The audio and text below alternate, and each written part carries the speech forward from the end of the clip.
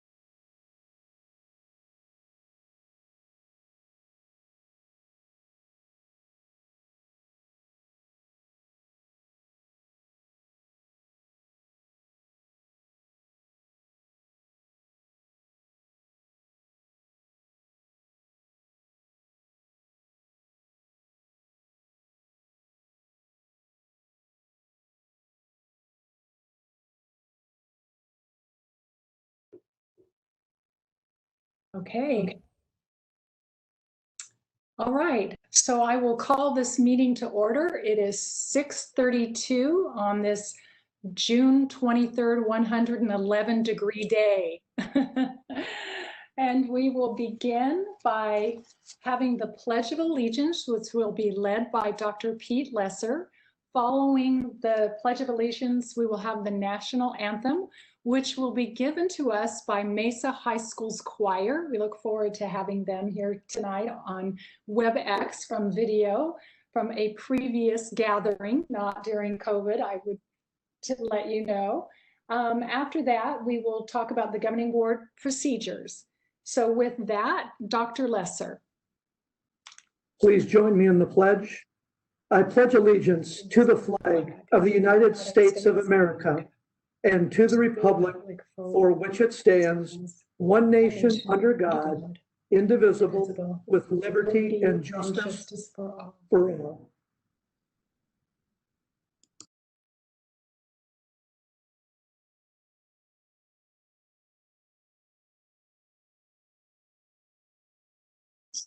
And we're having a couple issues with getting the national anthem video to play right now. So we can either try getting that going, or if you want to move forward, then we can try getting that. How long will that take? Should we just keep moving forward? Yeah, probably keep moving forward. Okay, we are having a little bit. Thank goodness, President Minor. I thought that you were going to defer to me to sing the national anthem, and that just wasn't going to happen. So, you know, I hadn't thought of that, but that is a good idea. We could take any volunteers that are here. Well, thank you. We are having some technical difficulties, so we're going to have to bypass the national anthem, and we'll probably pick up on that at another board meeting. So I will begin the meeting by first welcoming you to the regular meeting of the Mesa Public Schools Governing Board. On March 30th, 2020, Governor Doug Ducey announced that Arizona schools would be closed for the rest of the year due to the COVID-19 health crisis. In early April, when his stay-at-home order was issued, governmental functions, including school board governing board meetings, were exempted from the order. So while it is legal to have an in-person school district governing board meeting, our district is choosing to exercise safe social distancing for our meetings by using a virtual meeting platform. The following will be the rules we are using for our meetings. Although members of the board are not gathered in a central physical location, we do have a quorum in attendance at this meeting by video conference. We are meeting by use of WebEx conferencing platform and live streaming through YouTube, which allows for members of the public to view and/or listen to this meeting. You can access the live stream at mpsaz.org/live.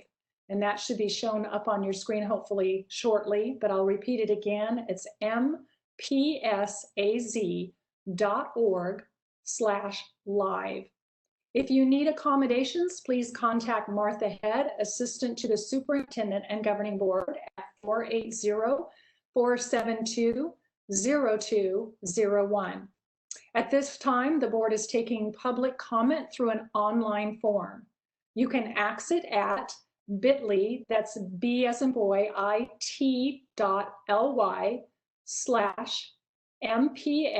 comment.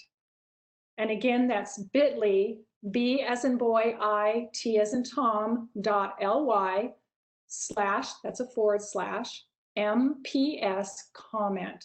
And I will just remind you that when you make comments, it either has to be on the agenda item that we're talking about, and today we will have a public call.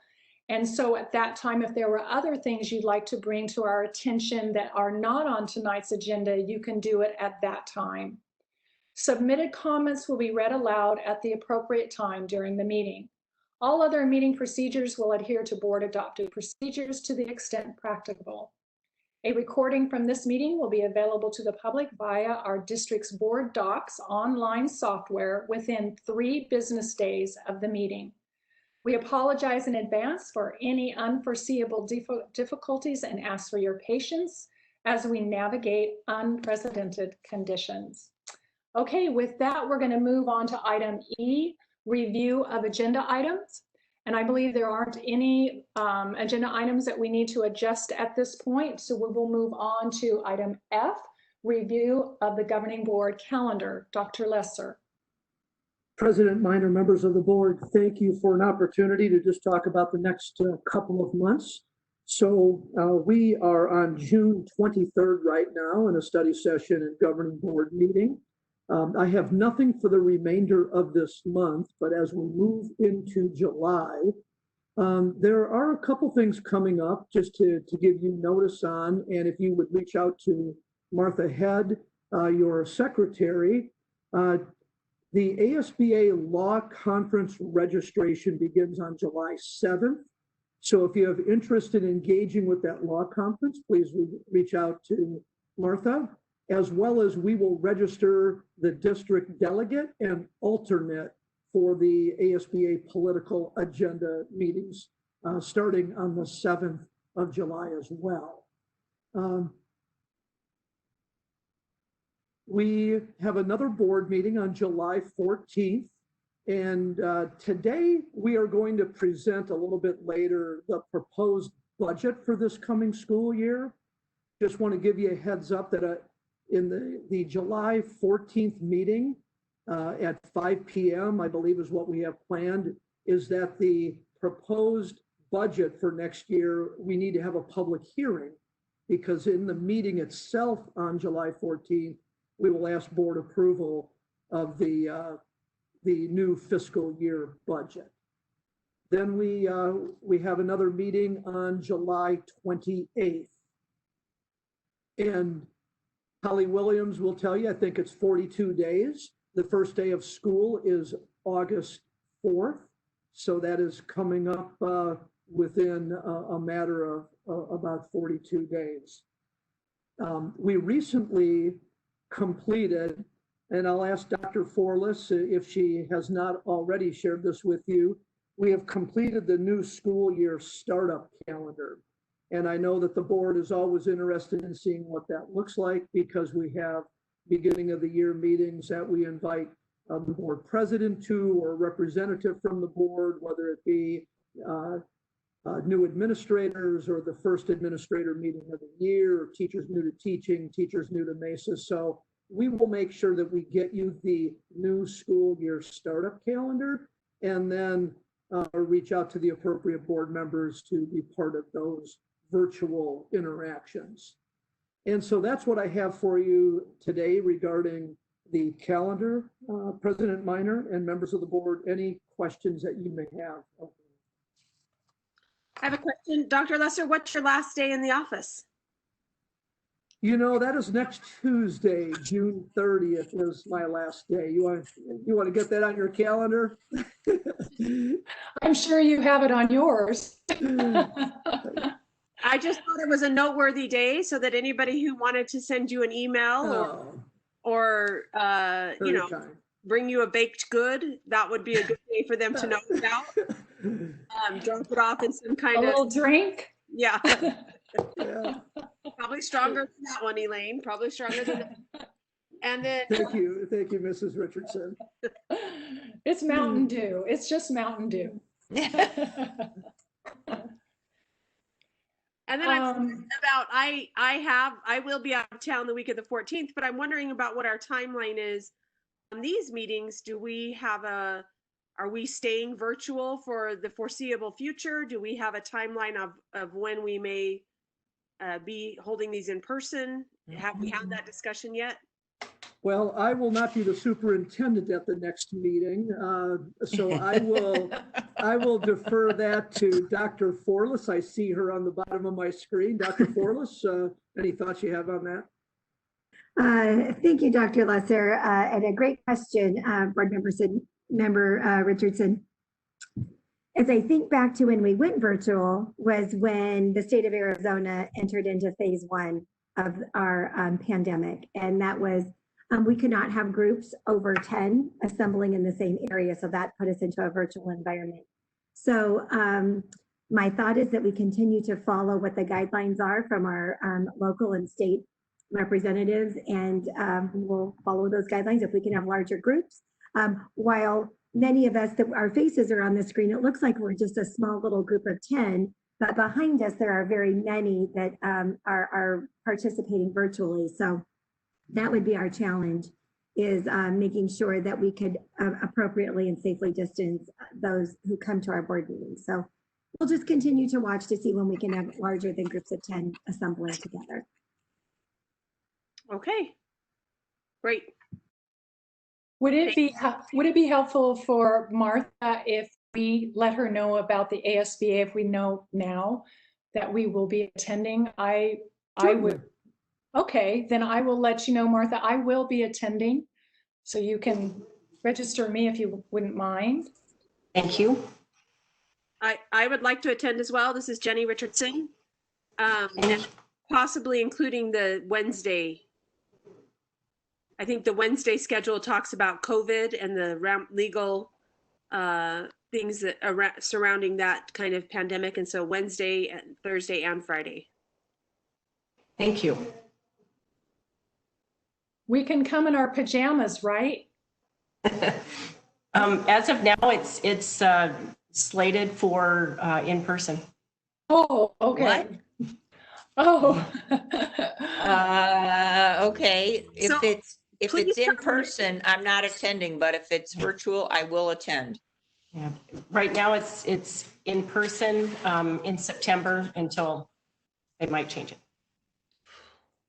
But President Minor, please come in your pajamas regardless. They might look a little different if I do than what I was planning, so okay. All right, we better stay on the agenda items here. Okay, anyone else?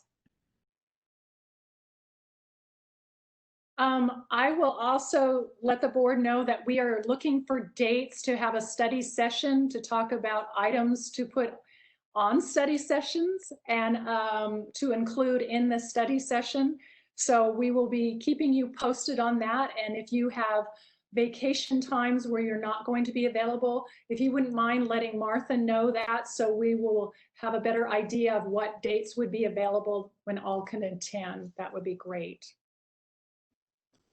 President Minor, will we be scheduling a study session for the evaluative tool that we'll be using with Dr. Forlis's evaluation? Do we have a Yes, date for that? not yet, but that's a great question. And yes, we will be. And that will be something we will look at as we get your availability to us.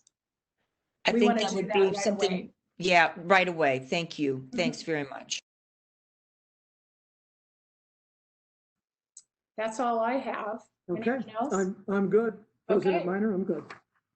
All right, then that means we can move on to the consent agenda. And I'm going to read it kind of off at an angle, so forgive me for doing that. It's at the left of me. All items listed will be considered as a group and will be approved with one motion. There will not be separate discussion of these items unless a board member or citizen so requests, in which case the item will be removed from the consent agenda and considered as a separate item. Do I have a motion for approval of the consent agenda? So moved. All right, Mrs. Hutchinson gives the motion. I need a second. I will second. Jenny Richardson. Thank you, Mrs. Richardson. Now for the vote, Mrs. Sears. Oh, now for discussion. I apologize. Discussion. Any questions or discussion? Okay, now we will move to the vote. Mrs. Sears, Aye. Mrs. Hutchinson, Aye. Mr. Peterson. He's probably on mute. We'll go back to Mr. Peterson, Mrs. Richardson. I finally got unmuted. Aye. Mr. Peterson, okay, very good. Mrs. Richardson Aye. and Mrs. Minor, aye. That's unanimous in favor of the consent agenda. Okay, with that, Mrs. Minor, I just wanted to again highlight and thank, you did it during our study session, but the city of Mesa, the $6.1 million CARES money that they are electing to use to help make sure that we help bridge that equity divide, the digital divide, and that we have computers accessible to all of the Mesa Public School students is a huge leap forward for us, and we appreciate that partnership. thank you. Yes, we do. Thank you for that, Mrs. Richardson. Okay, on to action items. 5A, recommend approval of the minutes of a study session meeting held on June 9th, 2020. I move that we approve the minutes of the study session held on June 9th, 2020. Thank you, Mrs. Hutchinson. I need a second. Aye. Okay, that's Mr. Peterson with the second. And now for the vote, Mrs. Sears. Aye. You know, wait a second. I just wanted to make sure, was that the one that you missed, Marcy? I just wanted to make sure before it was not, okay. At the study session, I was not at the regular session. That's correct. Okay, thank you. Mrs. Sears already voted, so I'll go to Mr. Peterson. Aye. Mrs. Hutchinson, Aye. Mrs. Richardson, Aye. and Mrs. Minor, aye. That's a unanimous approval of the minutes on June 9th, 2020. All right, then we go to I recommend approval of the minutes of a regular meeting held on June 9th, 2020. So moved. And then a second, please. I second. Okay, that was Mrs. Richardson. And now Mrs. Hutchinson will not be voting on this particular one. Is that correct, Mrs. Hutchinson? That is correct. Okay, she was not in attendance for that meeting. So Mrs. Sears, for the vote, Mrs. Sears, Aye. Mr. Peterson, Aye. Mrs. Richardson, Aye. and did I get everyone? I just got interrupted. And Mrs. Minor, aye. Did I get everyone? Yes, I think I did. And that also was approved by all those who attended, unanimous vote. Okay, now we will go to certificated and classified personnel request. Dr. Holmes. Madam President, members of the board, we're asking your approval this evening of all 101 pages of the personnel requests. Oops. Okay, thank you, Dr. Holmes. And President Minor, I may mention that you notice he said 101 pages. Did anybody catch that? Well, there are 27 schools who are receiving the second half of the results-based funding stipends. So we have hundreds of teachers who are receiving a stipend on these personnel sheets. And Dr. Holmes, that's a big reason why it's 100 pages long. Yeah, that's the majority of the reason. And it's a bit of a nod to a previous conversation that we had when we had talked about changing the way that we present the board sheets. I had indicated that you're going to see sheets, personnel requests that are much longer than you're accustomed to seeing, and this would probably be the greatest example so far of that. Okay, thank you.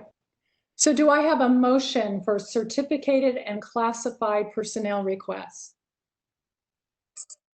I move that we approve the certificated and classified personnel requests, along with a big thank you to the HR department for preparing all of that for us. Yes, I understand they were very busy doing that for this meeting. So thank you, Mrs. Richardson. Do I have a second? Donna Sears seconds. All right, Mrs. Sears gives a second. Now discussion. I would like to thank Dr. Holmes for his leadership of HR.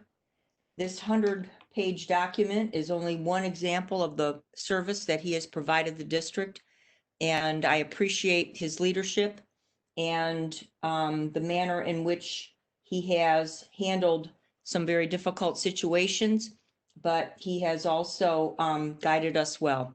Thank you, Dr. Holmes. And I'd like to add that I feel the same. Appreciate it very much. Yes, thank you, Dr. Holmes. You have done some incredible things in the district, and the district has benefited greatly from some of the innovation and things that you have brought to us that a lot of people behind the scenes can appreciate. We can appreciate some of them, but probably not all of it. So we thank you for all of your work with Mesa Public Schools. Well, I appreciate your kind words, and knowing that this is a public meeting, I think I probably also want to say, yeah, it's been an honor and a privilege to serve Mesa Public Schools these past 4 years, and not surprisingly, quite a bit of the work that I do is directly with principals and directors around the district, and I would just say publicly that I greatly appreciate the multitude of kind things that people have reached out to express to me upon finding out about my departure from the district. And I just thank each and every one of you. I think you are a wonderful group to work with, and I will very much miss working with you.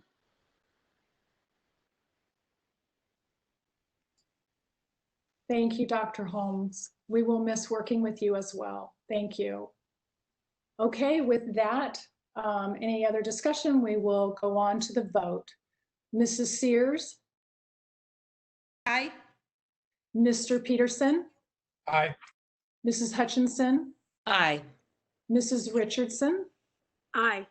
And Mrs. Minor? Aye. That is a unanimous vote to accept the certificated and classified personnel requests.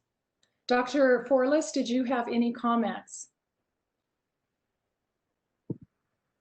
I do. Thank you very much, President Minor. Madam President and members of the board, with your approval of the personnel request this evening, you approved the appointment of 3 new administrators in Mesa Public Schools. The first one is new to Mesa Public Schools. Welcome, Tara Geyer. You have just hired her to be the assistant principal at Westwood High School. Tara is currently the assistant principal at Cooley Middle School in the Higley Unified School District.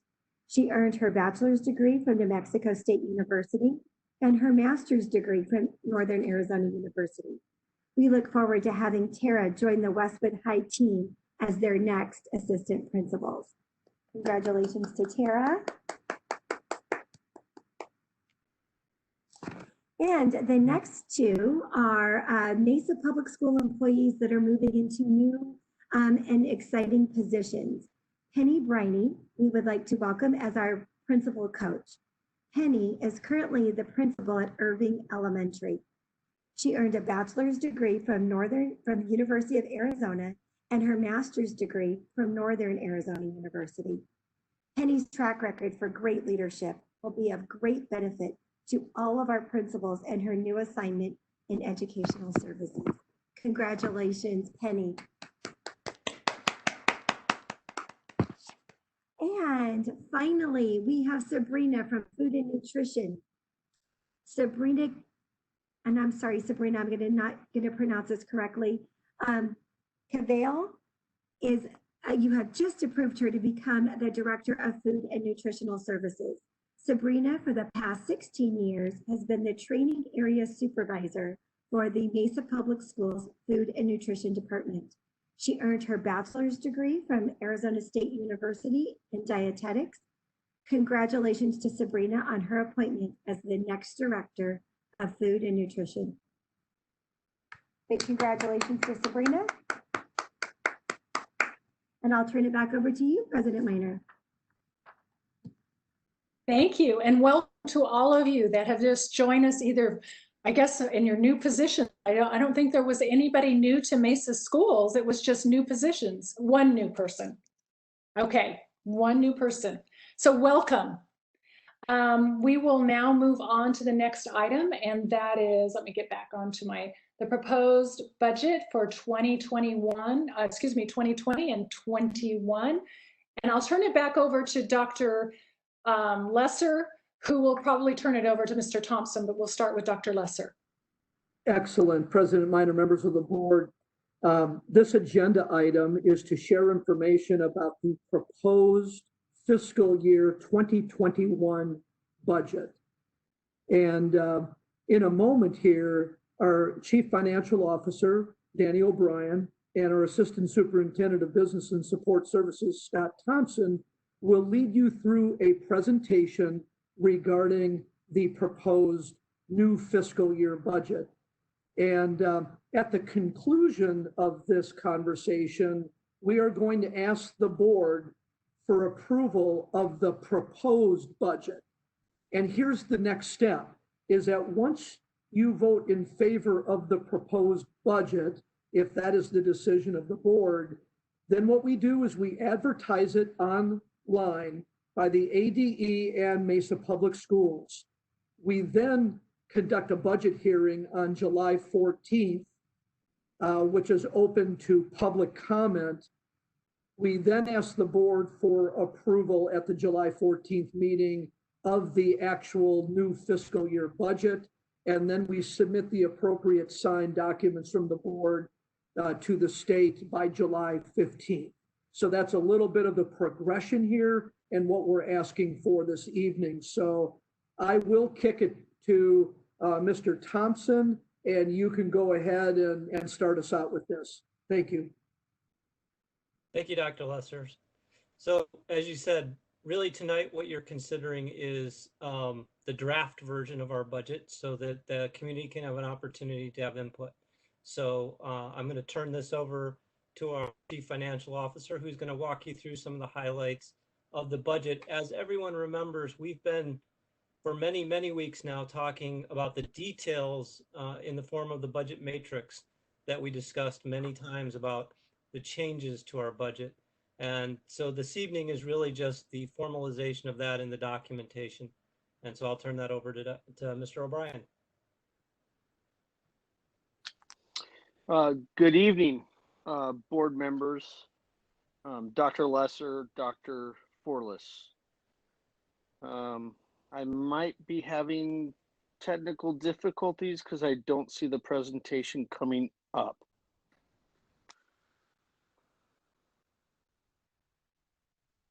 It's on display, Danny.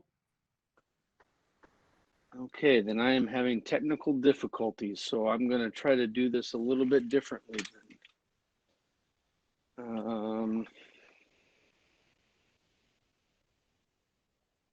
Oh, I see it now. Thank you very much.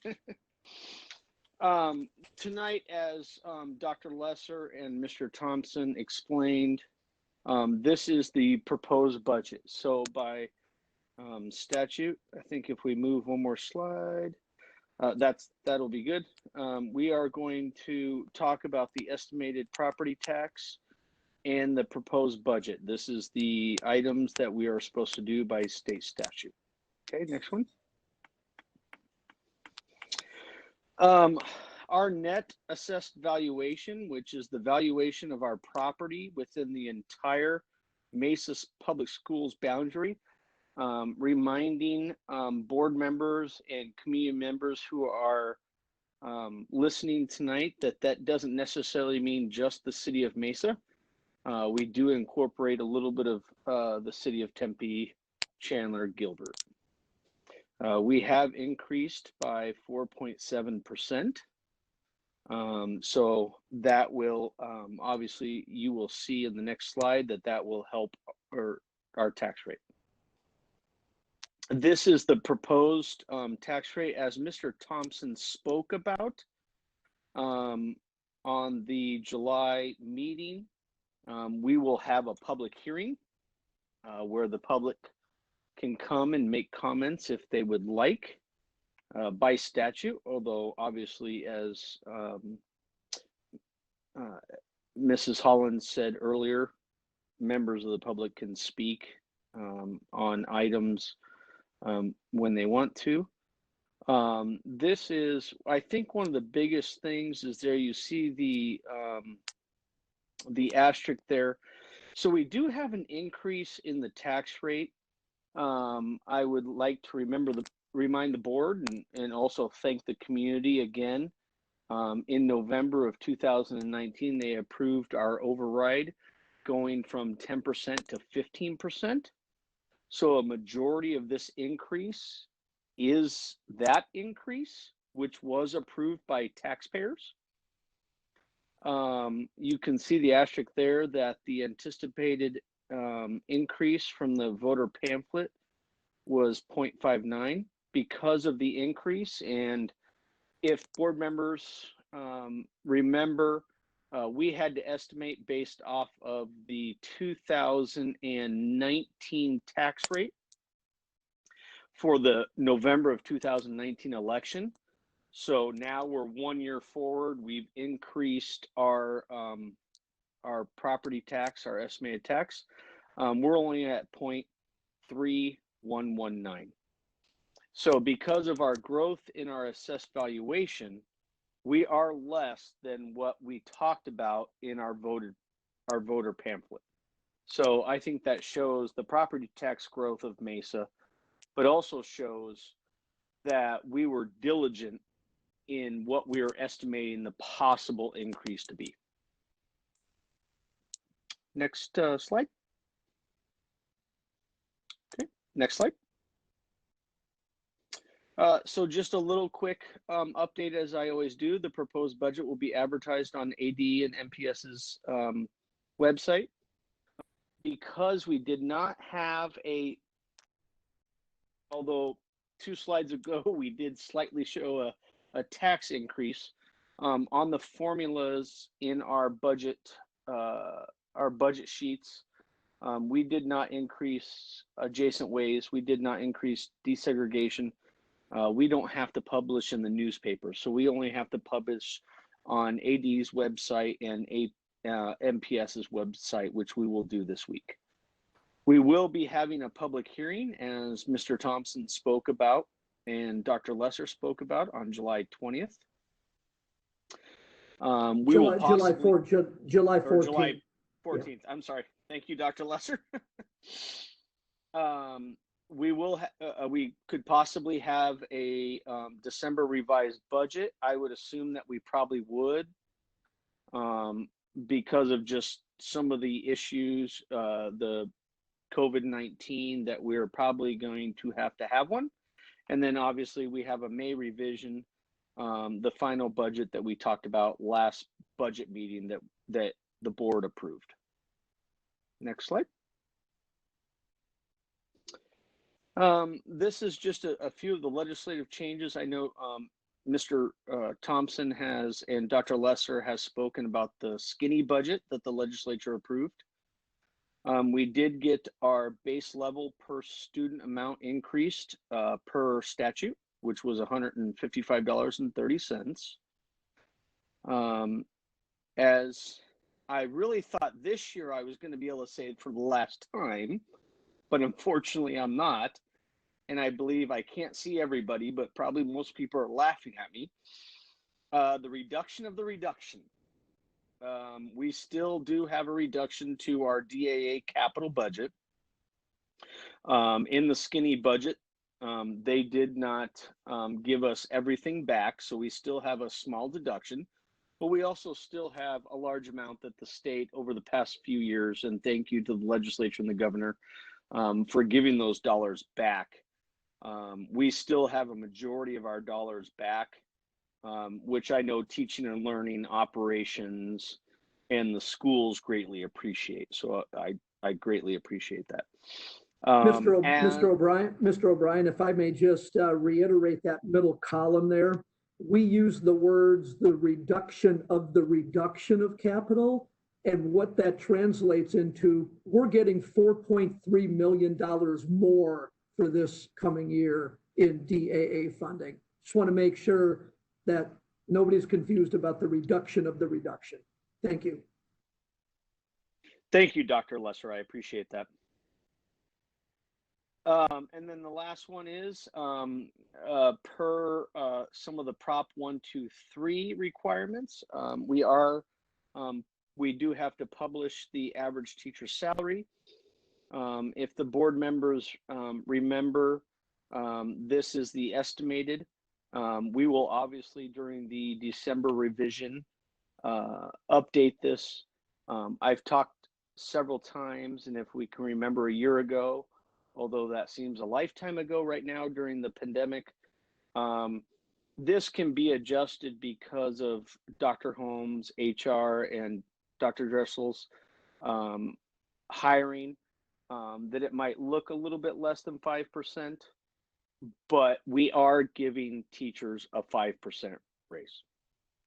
So that will be the average teacher salary that we post on the website.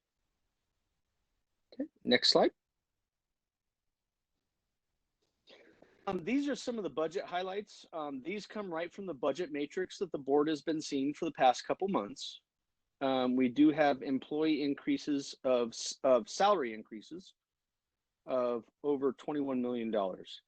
This is the salary increases that we have talked about in the budget matrix. This is the teacher salary increases of the 5%. This is also the 5% that we give to certified staff that does not qualify under the governor's in the states and the legislature's definition of teacher. So certified staff are getting this. This is the classified staff that Dr. Holmes has discussed with you over the past several months of the spring.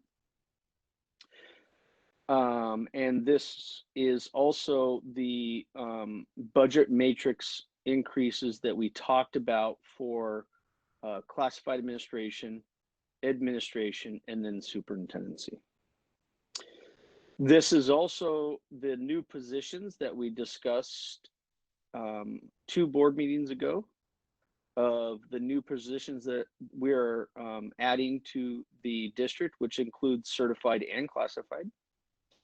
We have our insurance increase.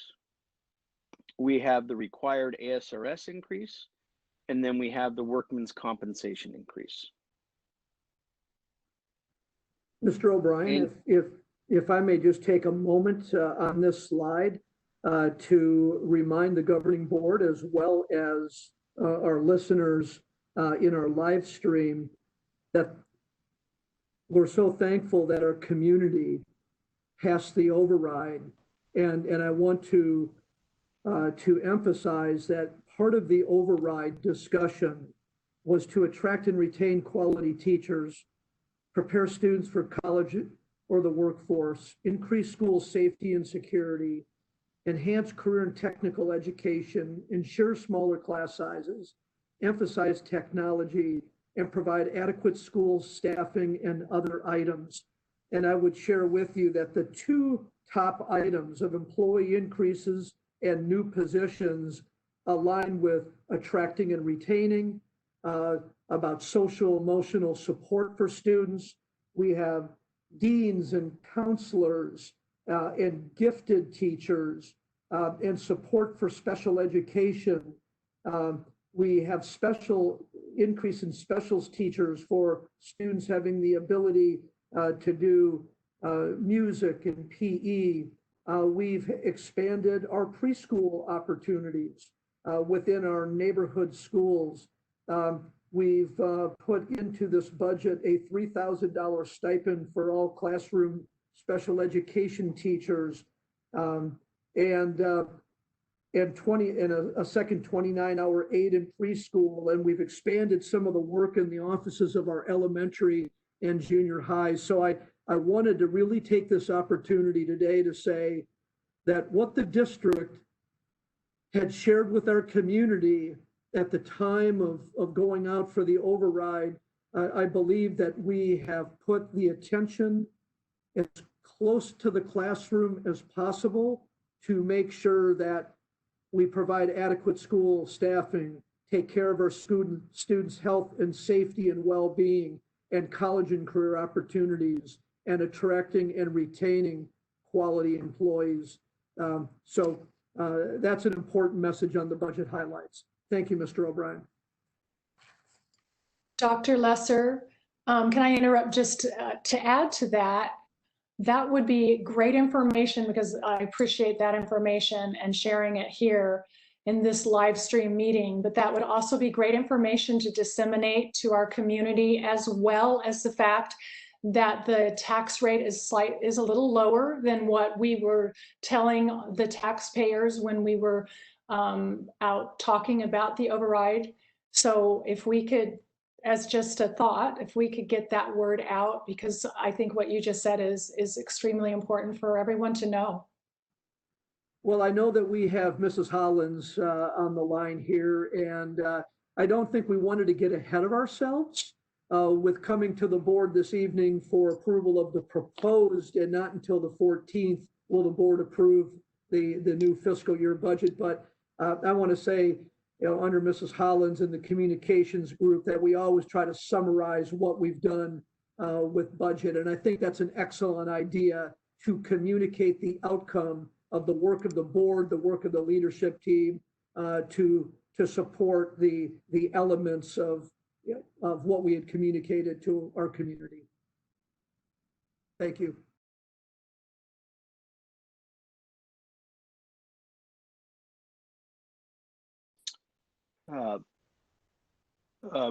President Minor and Dr. Lesser, thank you very much for that information on this slide, because I think that is very important information to speak to our community about. And I want to go back one little item right here. The insurance increase, that is health insurance. So I just want to make sure I didn't put it in that little box, but I just want to make sure that is the community and the people watching know that is health insurance. Next slide. And that is an increase on the employer side, and no increase to the employee contributions. Dr. Lesser, that is very correct. Thank you very much. Next slide. Just a quick overview. I always do an overview of the major funds within the district. The Maintenance and Operations Fund is just under $492 million. Again, as we spoke through some of the board meetings, a major player is in the support from the taxpayers and stakeholders and voters of Mesa schools for increasing us from 10% to 15%. The other minor or second major portion of this increase is because we will have a larger carryover than we usually have because of the closure and some of the savings that we had due to the closure.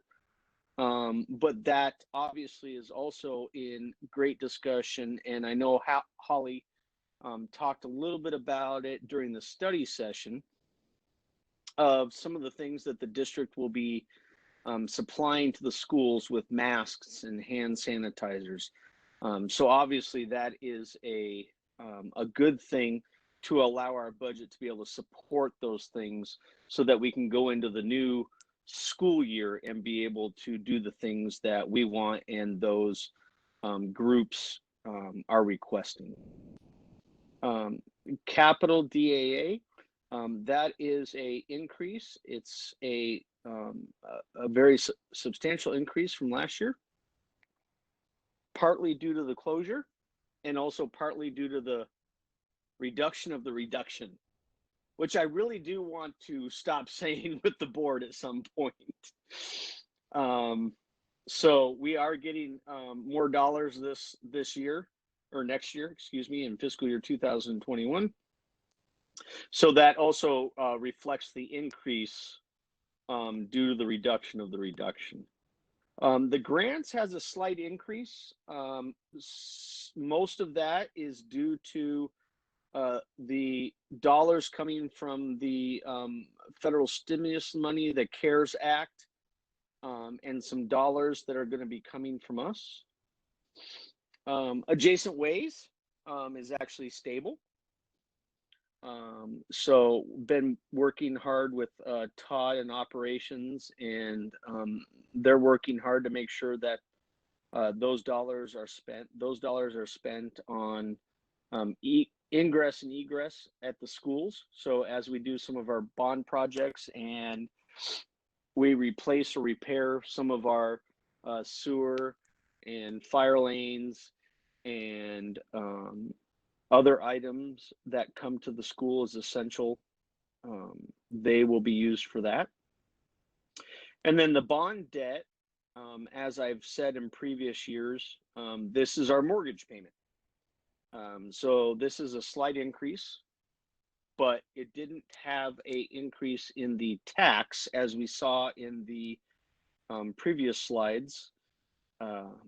It is where we pay our debt, our mortgage, to the bond debt that our taxpayers allow us to spend and sell. If we can remember back from several board meetings ago, we sold more bonds this year, and that reflects those payments. Next slide. And I will answer any questions that the board has.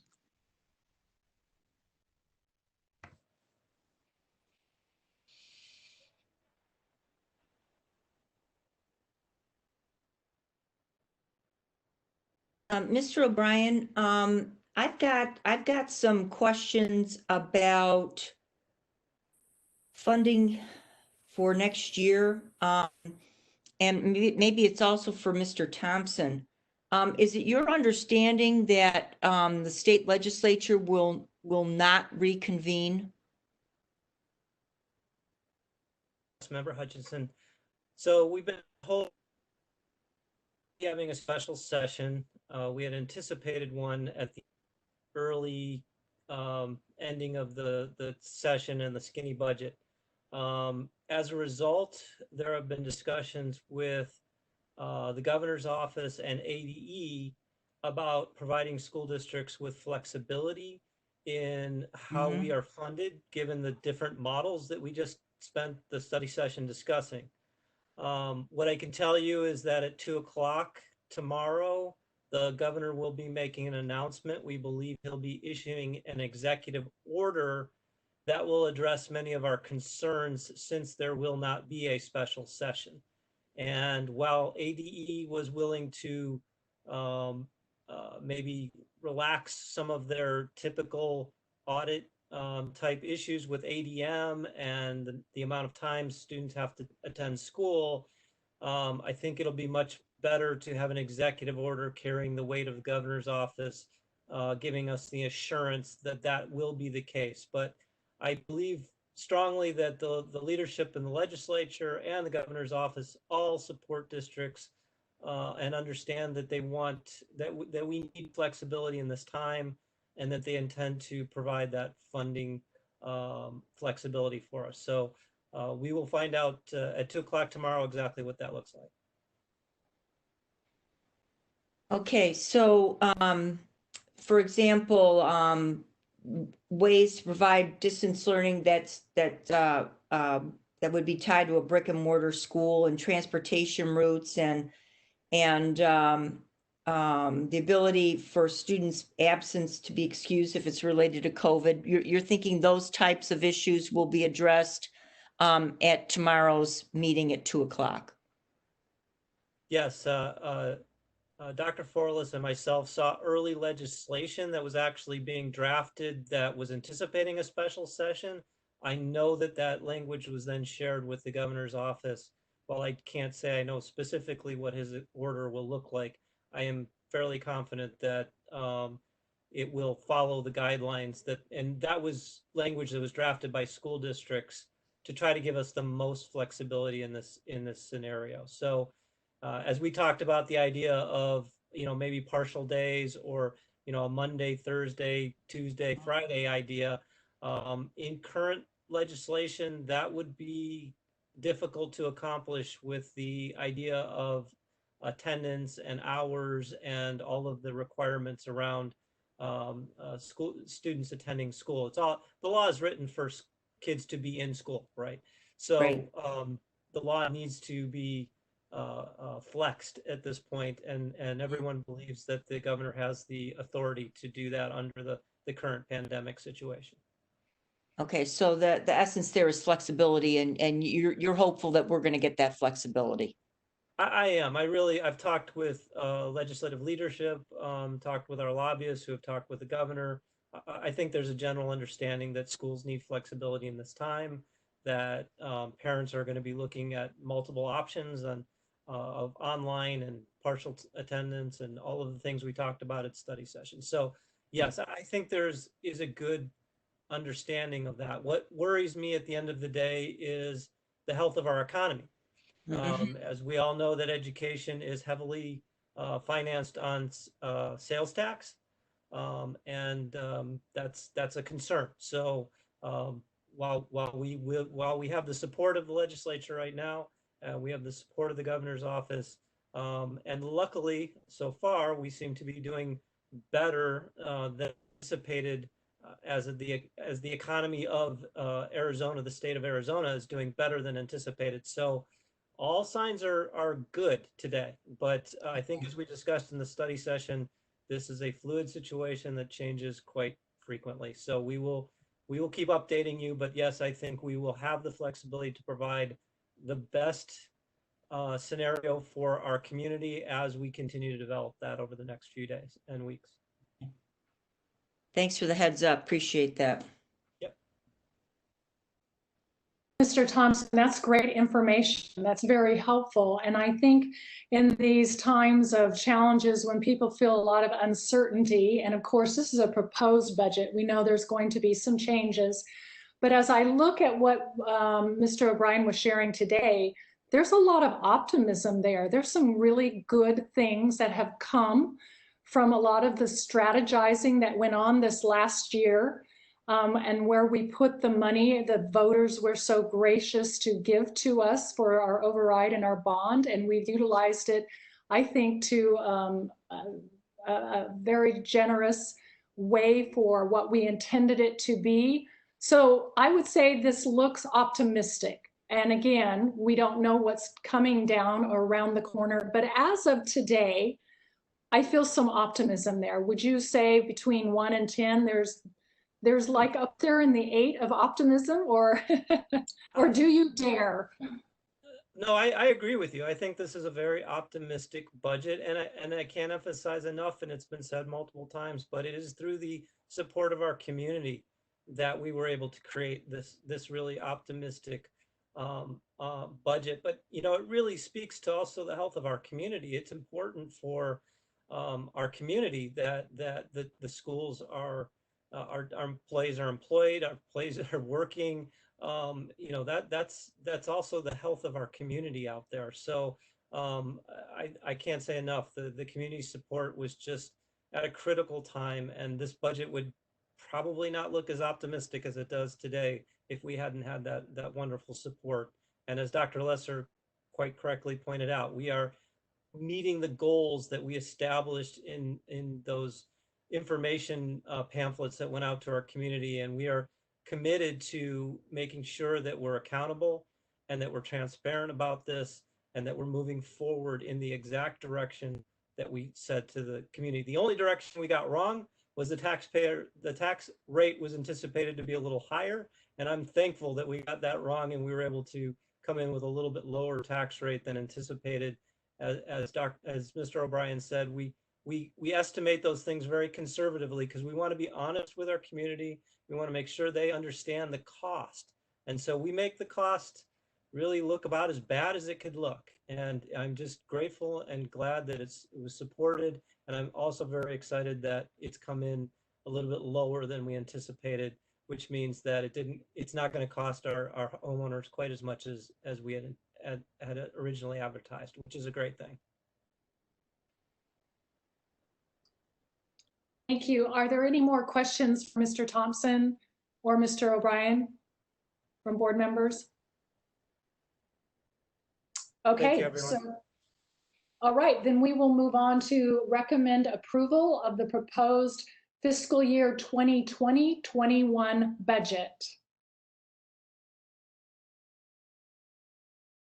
Do I have a motion?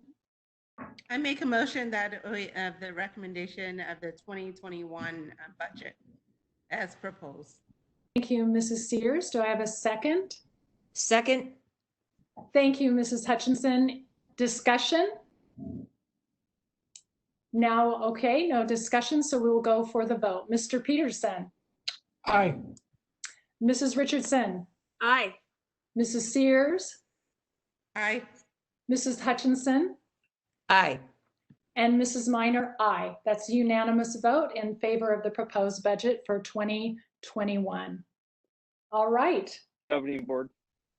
Thank you, Mr. O'Brien and Mr. Thompson. Thank you. Great presentation. We always like presentation with optimism, so thank you. Good news. All right, we will move on to discussion items, which are number 6. First of all, Helen, do we have anybody so far that has sent you an email or request? Yes, we have 3 individuals who have posted comments for item 6A.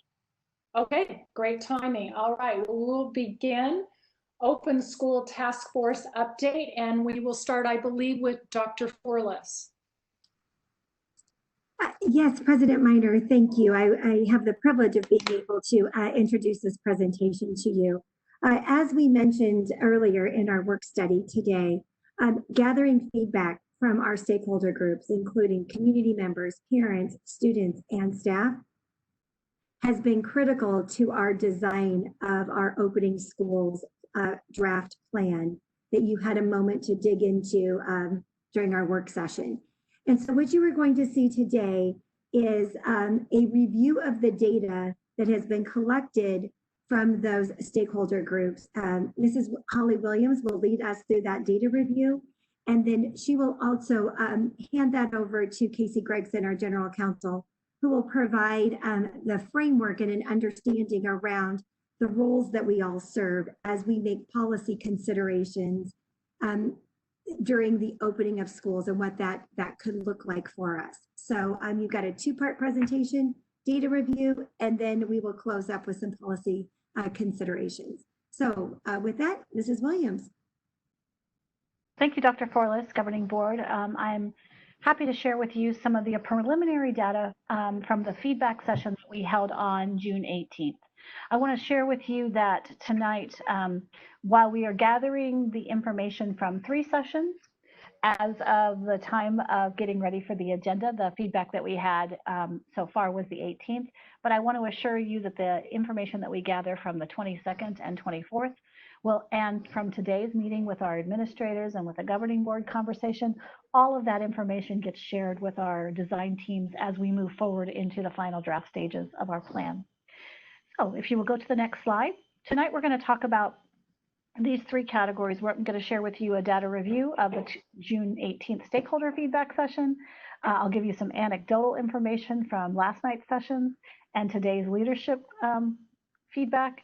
And then as Dr. Forlis shared, Mrs. Gregson will share with you some policy review and considerations. So if we'll go to the next slide, please. Just a reminder, and we like to say this with every one of our opening of school updates for the board and for our community, about our commitments through the lens The lens that we used when we're making this plan includes keeping in mind the safety and the well-being of our community and our students, both our staff and our students, making sure that they have confidence that they're going to be in a learning and working environment that is safe. We also are committed to the idea of choice, offering choices for our communities so that our families and our teachers can find the best model that fits their needs for their children and for their work environment. And then keeping an eye on our promise, the idea that we are keeping personalized learning at our forefront and making sure that we are fulfilling our promise by knowing every student by name, serving them by strength and need to ensure that they're graduate ready for college, career, and community. All of those are important to us, and our design teams know that, and they use this as their guiding force as they make these plans. Next slide, please. I'd also like to remind you that the path to our plan included 11 design teams with over 170 folks working together to create this plan. This is not a plan that's created in isolation with just a small group of people, but rather lots of voices coming to the table with their best thinking with the information that we know today.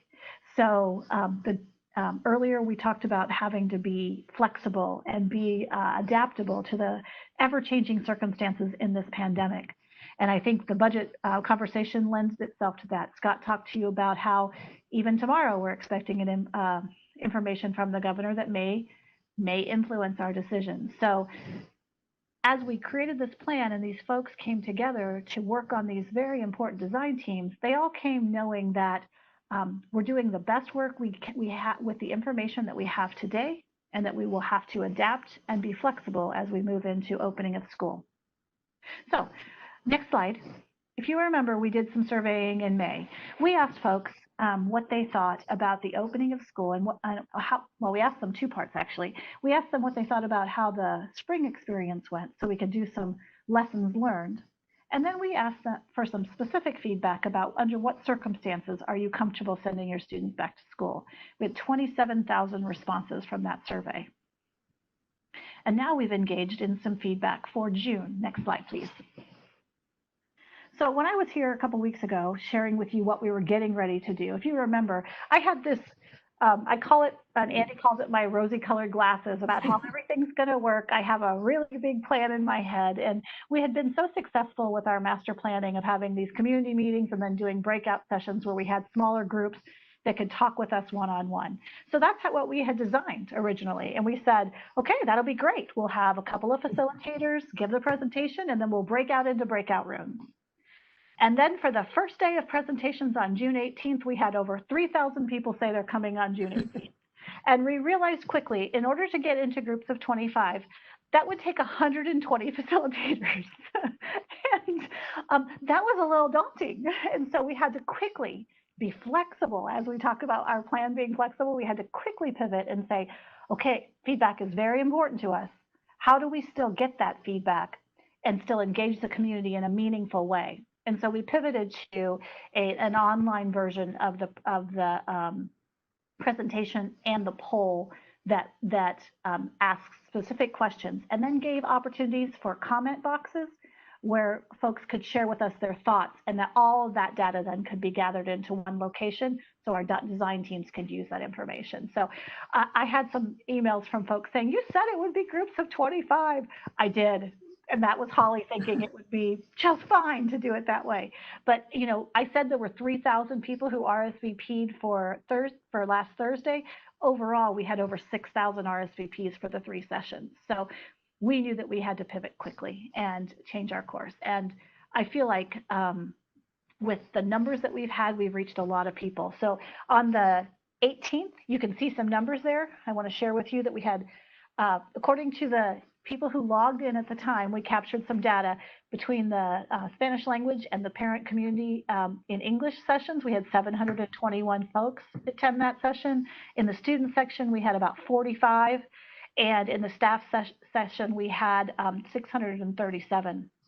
Yesterday, we ran parents and employees, both parents and community were Spanish language and English options in the employee section. In the parent section, we had 528 participants. And in the employees, we had 421. So we continue to see significant interest in the presentations, and we have one more tomorrow morning at 8 a.m. that I anticipate also being well attended. Next slide, please. So I'm showing you, for this slide, I just wanted you to see what the parents, who was in the room for parents, so you can see the percentage. So you can see that a large percentage of the parents were elementary only. There were also a significant number of folks who had children in multiple divisions, meaning they had an elementary and a junior high student, or an elementary and a high school student, or different combinations of such. So you can see that that's how they divided themselves up. And this is the data, again, from the parent session. I didn't show you the student and the teacher one because many of them, the students were almost all high school students, and the teachers were arranged again in these areas and broken up. But I will show you the data about how they answered questions from the polls. So next slide, please. So one of the first questions we asked them is, okay, how are you feeling before we start? What is your emotion around opening of school? And I thought this was very interesting. And as I created this question with our team, I could answer yes to all of these things at any given time during this planning process. I felt excited. I felt optimistic. I felt nervous. I felt anxious. So it was interesting to me to hear where people were at the beginning of this presentation, and to give us some feedback. So you can see the parents here. That's how they were feeling. The next slide shows us how the students were feeling. Look at that, how many of them were feeling excited about it. We had several who weren't answering it because we were having some connectivity issues at the beginning of the student session, but we can see that 11 students were feeling excited about the possibility of coming back to school. And then on the next slide, we share with you how the employees were feeling. Many of them feeling optimistic, many of them feeling anxious. Again, I totally understand because I have felt all of those things. So I appreciate their feedback. So as we go through this presentation, you're going to see that the parents' graphs are in blue, the students' graphs are in red, and the employee groups are in green. So let's go to the next slide and you'll see what I'm talking about. So this question is around their comfort level with the plans. And the specific plan in question here is the in-person option. So when we think about after I explained what the in-person actually I didn't do the explaining, we had facilitators for each of these groups. After they explained the in-person option, which is the 5-day-a-week in-person experience with significant safety protocols in place, how are they feeling with their comfort level with that plan? And you can see the data here. Most people are somewhat comfortable with that plan. They saw elements that they liked. They might not have liked everything they saw, but they felt somewhat comfortable is how they answered. Now, we asked for some specifics that they had to type in so we could drill down into this information a little better. I'm not sharing that with you today because it's a list of hundreds of comments, but you can see the data on the multiple choice questions that we gave them so you can just get a feel for how people are feeling. Okay, if you'll move on to the next slide, please. And then this one I thought was interesting too, because we asked them, would you choose this one? And how are you feeling? And you can see that the employee group, many of them said they would choose the in-person option. Many of the parents said that would be good for their students. And many of those students said that too. That would be what they would prefer. So the 5-day-a-week is something they would choose if given an option. This is in no way scientific or statistically. It's just taking a pulse of who was in the room at the time and how they were feeling about it. This is not, I shared with them in the presentation, this is not your commitment. You're not registering by answering this question. You're just sharing with us right now, how are you feeling about it? And would this be an option for your family? So if we look at the next slide, we asked the same question about the modified in-person. Remember, this is the model that we showed earlier in the study session, where a portion of the students' week would be in-person and a portion of the time would be remote learning, and ask them how do they feel comfortable with it. Again, most people felt somewhat comfortable with this. Doesn't mean that they're going to choose it for their family, but they understood it, and they felt like there were portions of it that they could probably live with. They may not have liked every part of the plan, but there were components of it that they thought were good. On the next slide, we ask them, would you choose this one? And interestingly, the parents are about 50-50 or 40-40, if we're being fair, on whether it's a yes or a no. We had several who didn't answer that question. The students were a little more positive than negative on what if this would be a choice that they would enjoy. And then the employee groups were, slightly higher yeses than nos.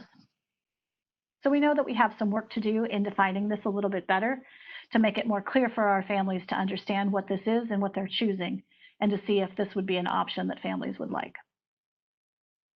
Next slide, please. And then our remote. What's your comfort level with remote? You can see a lot of people feel really, really comfortable with remote or are somewhat comfortable. This is familiar. We have done Mesa distance learning for years and years at our secondary level. And we are adding a very robust curriculum for our elementary school students. And with that great partnership with the city of Mesa and the support that they're providing, this might be an option that some families find inviting. You can see it's interesting, less enthusiasm from the students. It doesn't look like of the 42 students or 45 who are answering at this point, they weren't in love with the idea of remote. It's not their favorite thing. So I thought that was very interesting. Next up, please. And then would you choose it? Again, the no's outweigh the yeses in this area. But from the May 27th data that we collected from 27,000 families, this data shouldn't surprise us because remote learning was one of the least favored options back in May also. So I think our families have an eagerness to attend in person at either a full-time kind of capacity or a part-time. That remote is less attractive, but it does meet a portion of our population who are looking for an option like this. And I think it's a great learning option for those families who would like this to be their method of learning for their children. Next slide, please. So we kind of ended after we got done with the presentation and them learning about the 3 areas, we said to them, okay, did your feelings change? Not much, right? They're still feeling anxious or they're still feeling excited. So we have some more work to do around understanding this data a little bit more. And I think the comments will help us with that to see, okay, what's the language behind the feelings that have to do with these plans. I facilitated on the 18th, the student one, and some of the comments were about, we're willing to take the safety precautions if it means we can see our friends. And the importance of that and that social interaction at that student level was evident in some of their comments. And I found that to be an interesting conversation and not surprising to me as someone who formerly worked in high schools and know that social component is so important to the school experience and that they want to get back to seeing their friends. And in our, anecdotally, if I could share with you, in our small summer programs that we're offering for athletics, the coaches are sharing that the students were willing to follow the safety guidelines because they were just so excited to be there with their friends. They were diligent about following our safety protocols because they liked to be participating in the sports and they knew how important it was to keep it safe so that they could participate this fall and make it something that they could do as a team. And so the coaches shared that they had very few complaints about anything to do with the safety protocols because the students knew that it meant that they could be with their friends and do the activities that they loved. So I thought that was a nice little anecdotal story that was shared from the coaches and the athletic directors around the programs that we're doing this summer. Next slide, please. So if you remember, these are the options that we're offering our families and looking at the choice that we're providing and the flexibility for families to make a choice for their family. We're not thinking that every family will, every child in a family even may be fit into the same model. In my family, I know that I have a child who maybe would do much better in a remote setting than would in person. And so maybe I would make different choices for different children. But the idea is that you have a choice as a family, and we're going to try to put together some plans to make it possible for you to choose the circumstances that best meet your needs. In addition, we are going to ask our teachers what model best fits for their needs. We know we have folks in different circumstances that would like some considerations. So it's not enough for us to survey our families. We'll also be surveying our staff to find out what they're thinking about for fall. Next slide, please. I like to remind everybody that this is what we know today, that things change. I said it at the beginning. I'm going to say it here again towards the end, that we're using the Centers for Disease Control and the Arizona Department of Education that talks to us about physical distancing, and that we have to maintain it, and that masks are highly recommended. In addition to that, we've known that the city of Mesa and Maricopa County have issued proclamations around the requirement of masks.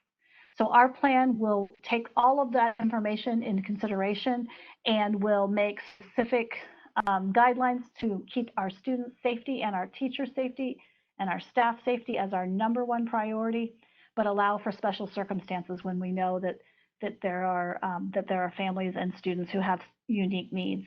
We know that we have to be flexible and we have to be able to pivot, because this is a rapidly changing situation, rapidly changing times in education and in our state and with the health, and we want to make sure that we respond accordingly. Next slide, please. I wanted to remind you also from the earlier presentation about our calendar recommendations, that in order to facilitate some of these ideas, we feel like it's important for the social emotional well-being of our students and for the ability for our teachers to have the time to plan for the anticipated changes that we are experiencing, that we're recommending the first week of school be early release, a 2-hour early release each day, that 4-day week, and that we utilize that time also every Wednesday during the first semester, so that we can provide our staff and our students the opportunity to ease back in as the school year starts, but the Wednesdays will give our teachers a chance to plan and be well prepared for the students that come to them throughout the semester. Next slide, please.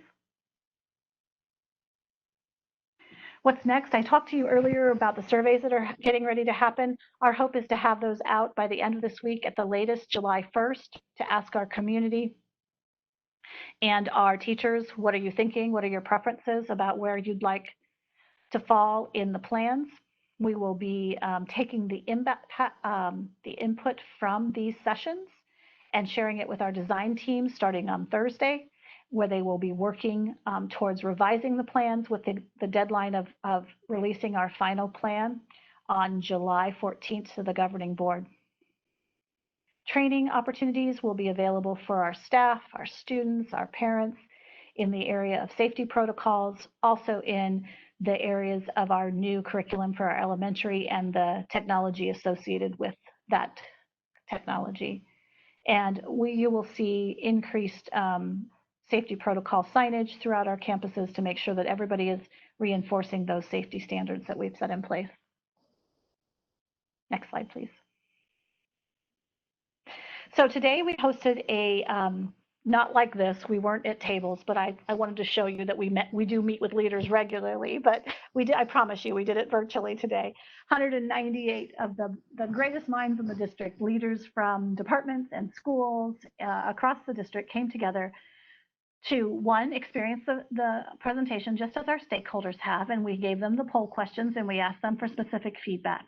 And then we broke into smaller divisions and we asked them to ask their specific questions and start to refine the plans, start to talk to us from the practitioner's lens with lots of voices and our best minds, saying, okay, what does this mean in real life?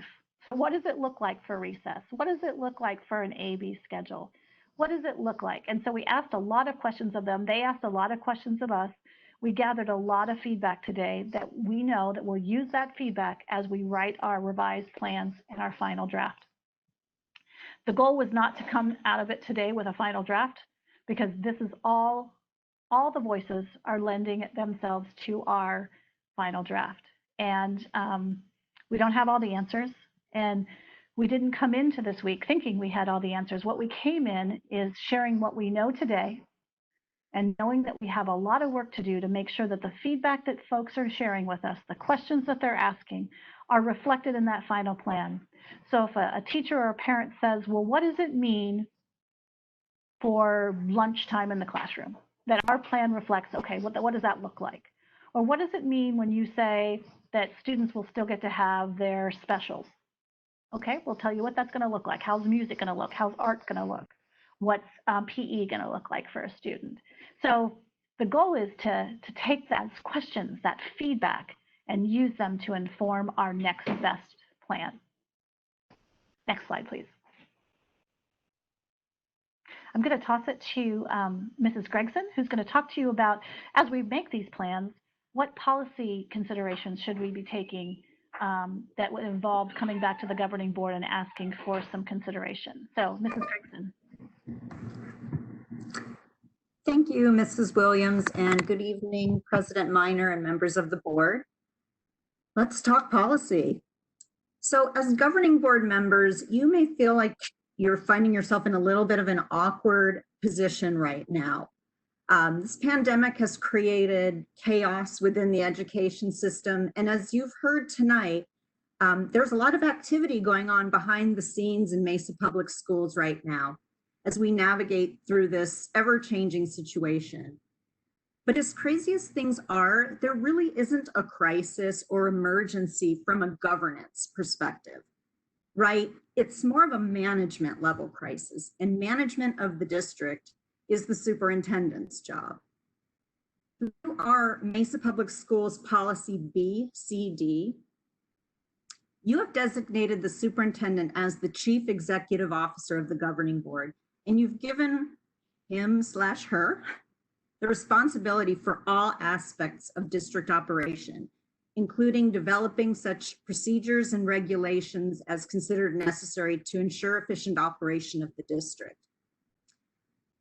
You as governing board members work so hard for Mesa Public Schools, and you all take such a personal interest in its success.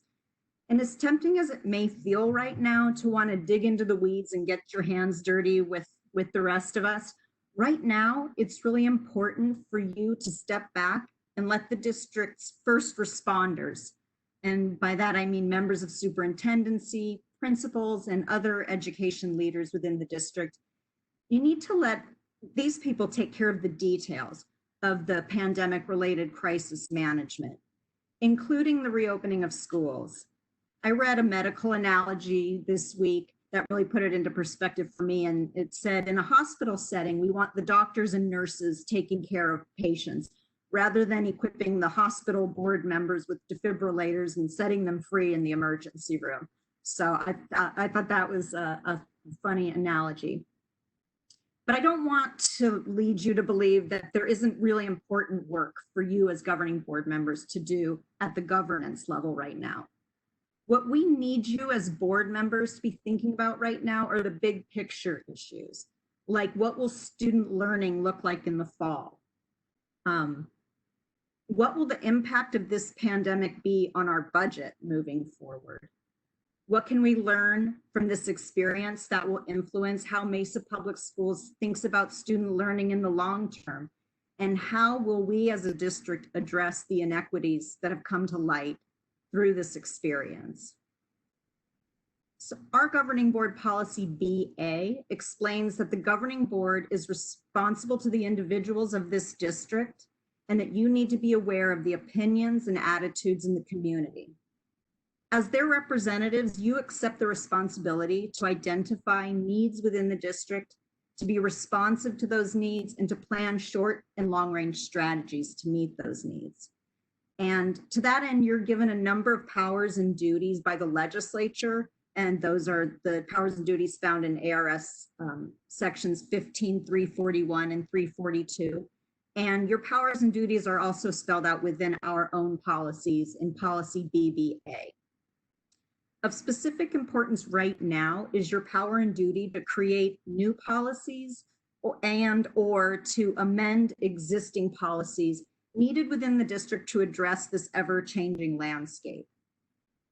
We'll also need you as board members to continue to appraise the efficiency of the district's operations and provide guidance to the superintendent so that we know we are going in the direction that you, as representatives of the Mesa community, would like to see the district go. Superintendency is asking you tonight to approve 2 new policies. This will be the second reading of the policies. One, allowing eligible staff the option of teleworking, something that we've never had in Mesa Public Schools. And the other, authorizing the use of distance learning as an option for our students, either as a matter of choice or by necessity because it's mandated by some sort of statewide emergency or widespread illness like we've seen recently. Also, in light of the proclamations by both Maricopa County and the city of Mesa requiring people to wear masks in public spaces, and depending on the direction that the district goes on that issue, we may need you to consider some amendments to the district's dress code policy. Other policies that we've been looking into relate to student technology use, school calendars, the school day. At this point, our policies seem to be workable, but whether we need to take a closer look and make some adjustments to those policies will be dependent a lot on the actions that the governor takes, any direction we receive over the next several weeks from the Arizona Department of Education. So we just have to stay tuned. I'm trying to stay on top of all that for you. Meanwhile, I'm hopeful that we can address many of the issues that come up on a day-to-day basis through guidelines or procedures or through regulation. But if policy needs to be created or amended, we'll be looking to you for your work on that, on those issues. That was all I had. If you have any questions for me, I'd be happy to answer them.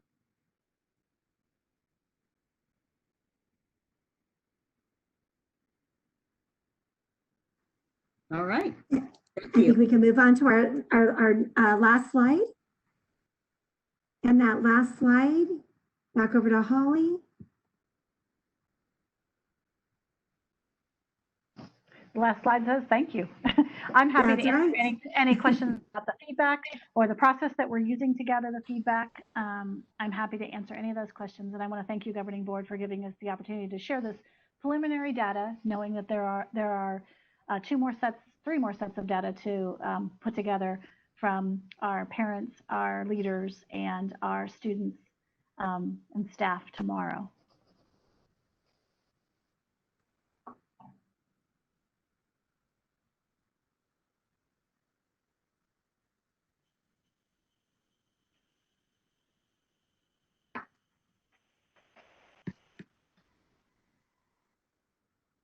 So those who are coming into this meeting and did not get an opportunity to see the study session, we had a lengthy hour-and-a-half study session where we were able as a board to ask many questions and to bring up the fact that there are a lot of parents, family members who have contributed to this process. It has been a transparent process where we have invited, and when I say we, the administration and staff, have invited input from our community, from our stakeholders, from our students, our parents, as you can see from the graphs that we looked at in this session. And that I appreciate all of the efforts that the district has gone to get input from our stakeholders. And that, of course, includes our employees who are most certainly affected by the decisions that we make along the way. And that as of this moment, we do not have all the answers to the many, many questions that we are sure people are raising, not only parents and students, but our employees, our teachers who are most definitely eager to get going on teaching, but they don't know what that's going to look like for them as well. So I just wanted to pass that along, that we are grateful to the input and the interest in this subject. And that has been interesting to watch how many people have been so interested that they have made the efforts to get their voices heard. We can tell that this is an issue that people want to weigh in on and have an opinion. And therefore, we are interested as a governing board and as an administration to hear your opinions. We've received numerous emails, and we are appreciative of the comments and questions. And at this point, the governing board is passing these questions and comments on to those who are gathering the information and using that information as the decisions are being made. And full decisions are not being made at this time because it is a fluid situation that is constantly changing. And therefore, we can't answer a lot of the questions that you probably have, because as much as we would like to answer them, because it would help us have more time to prepare, we just don't have all the information yet, either from you or the circumstances that are out there right now. So I just thought I would reiterate what we talked about in the study session, so that for those of you who did not hear that, you understand that we are listening. And even if we can't answer your specific questions right now, that doesn't mean that we aren't working on those so that we can get that to you in a timely as possible. I personally don't have any more questions on these slides. I think it further confirms the work that you did that we looked at in the study session. The graphs to me were very telling on how close the students are to our employees and our parents and community. I was surprised to see that.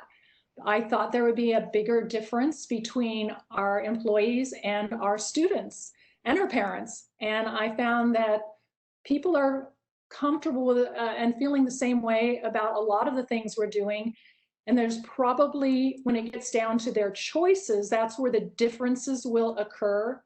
But I'm hoping this helps us make decisions that we can actually manage. That's the big question now. If we have a big discrepancy between students wanting to go to campus to learn and employees who don't want to be on the campus, then we've got issues that we have to, and challenges we have to work through. But that would be my only comment at this time on this presentation.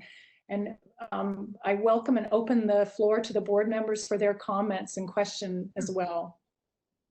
I have a couple of comments. Candidly, I was a little surprised by Mrs. Grayson's comments. I took it as implied that there are some board behavior that has been inappropriate, but no specifics provided. So I would appreciate in the future if that can be probably delicately handled, but communicated in ways in which then we are perhaps getting too detailed into the details, that such a statement was required at the beginning of the policy.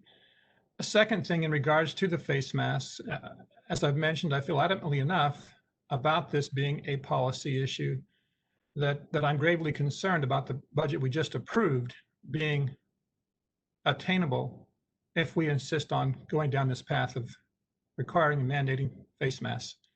So I'd like to go on record with that I would, if we'd had this discussion before the budget, I may not have approved the budget.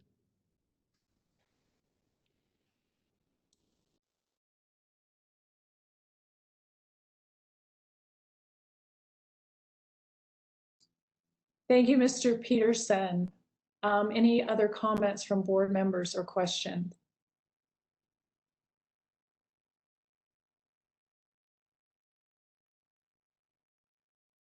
Okay, Dr. Mr. Peterson, this is Pete Lesser.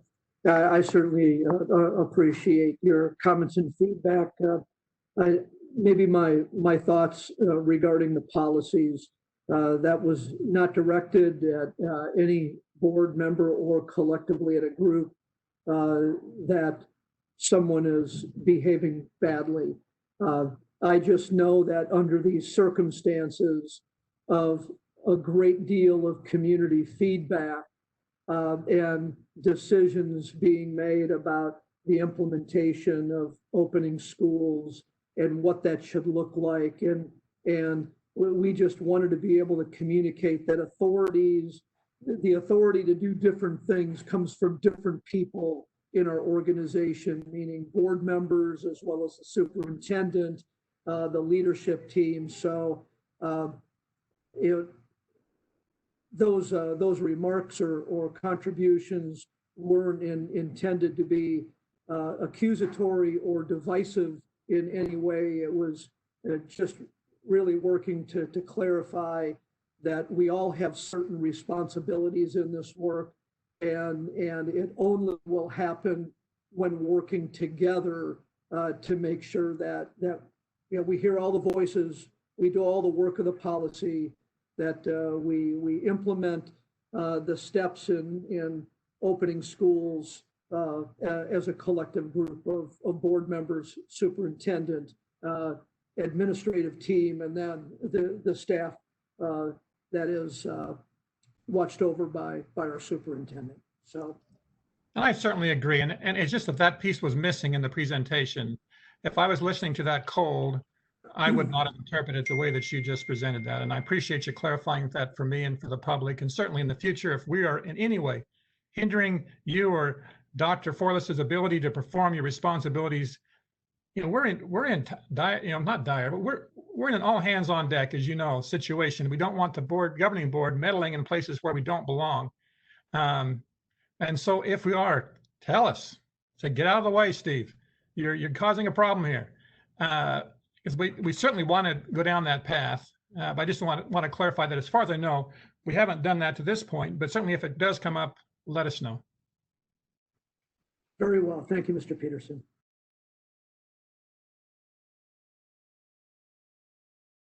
I just want to express my appreciation to all those hands that are on the decks, and encourage flexibility on behalf of all of us. We are in, as not only elected officials, but also as administrators and educators, in a very strange situation. And as Ms. Williams told us numerous times, the data is changing daily, and new situations are arising, and we've got to be adaptable. We've got to be flexible. We've got to take real data in real time and make solid decisions for kids. But I also want to remind us that we're educators, and that as educators, we in these different times, we're going to have to educate not only kids, but parents and the community as to how school is going to be. And that's going to take great strides in communication. So I'm because we are in a very strange world, I would encourage us all to be flexible, adaptable, but also be listening to each other, and hopefully we do what's very best for our kids and this community.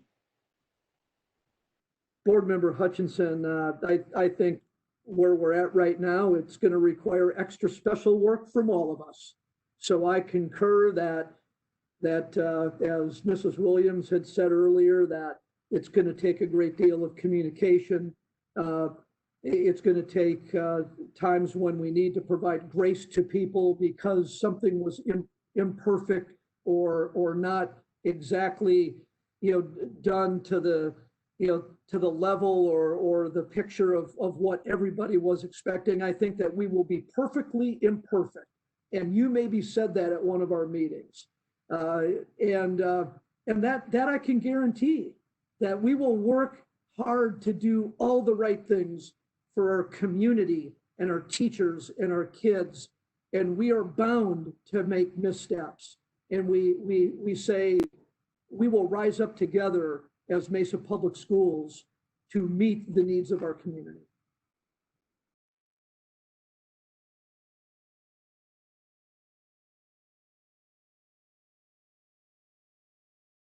Any other comments before we take public comment on this topic? Okay, Helen, Mrs. Hollins, I should say. Could you go ahead and read those for us? Absolutely. Our first comment is Marie Guthrie. I love my community and I want to support Mesa Public Schools. I attended the MPS Return to School virtual meeting last week.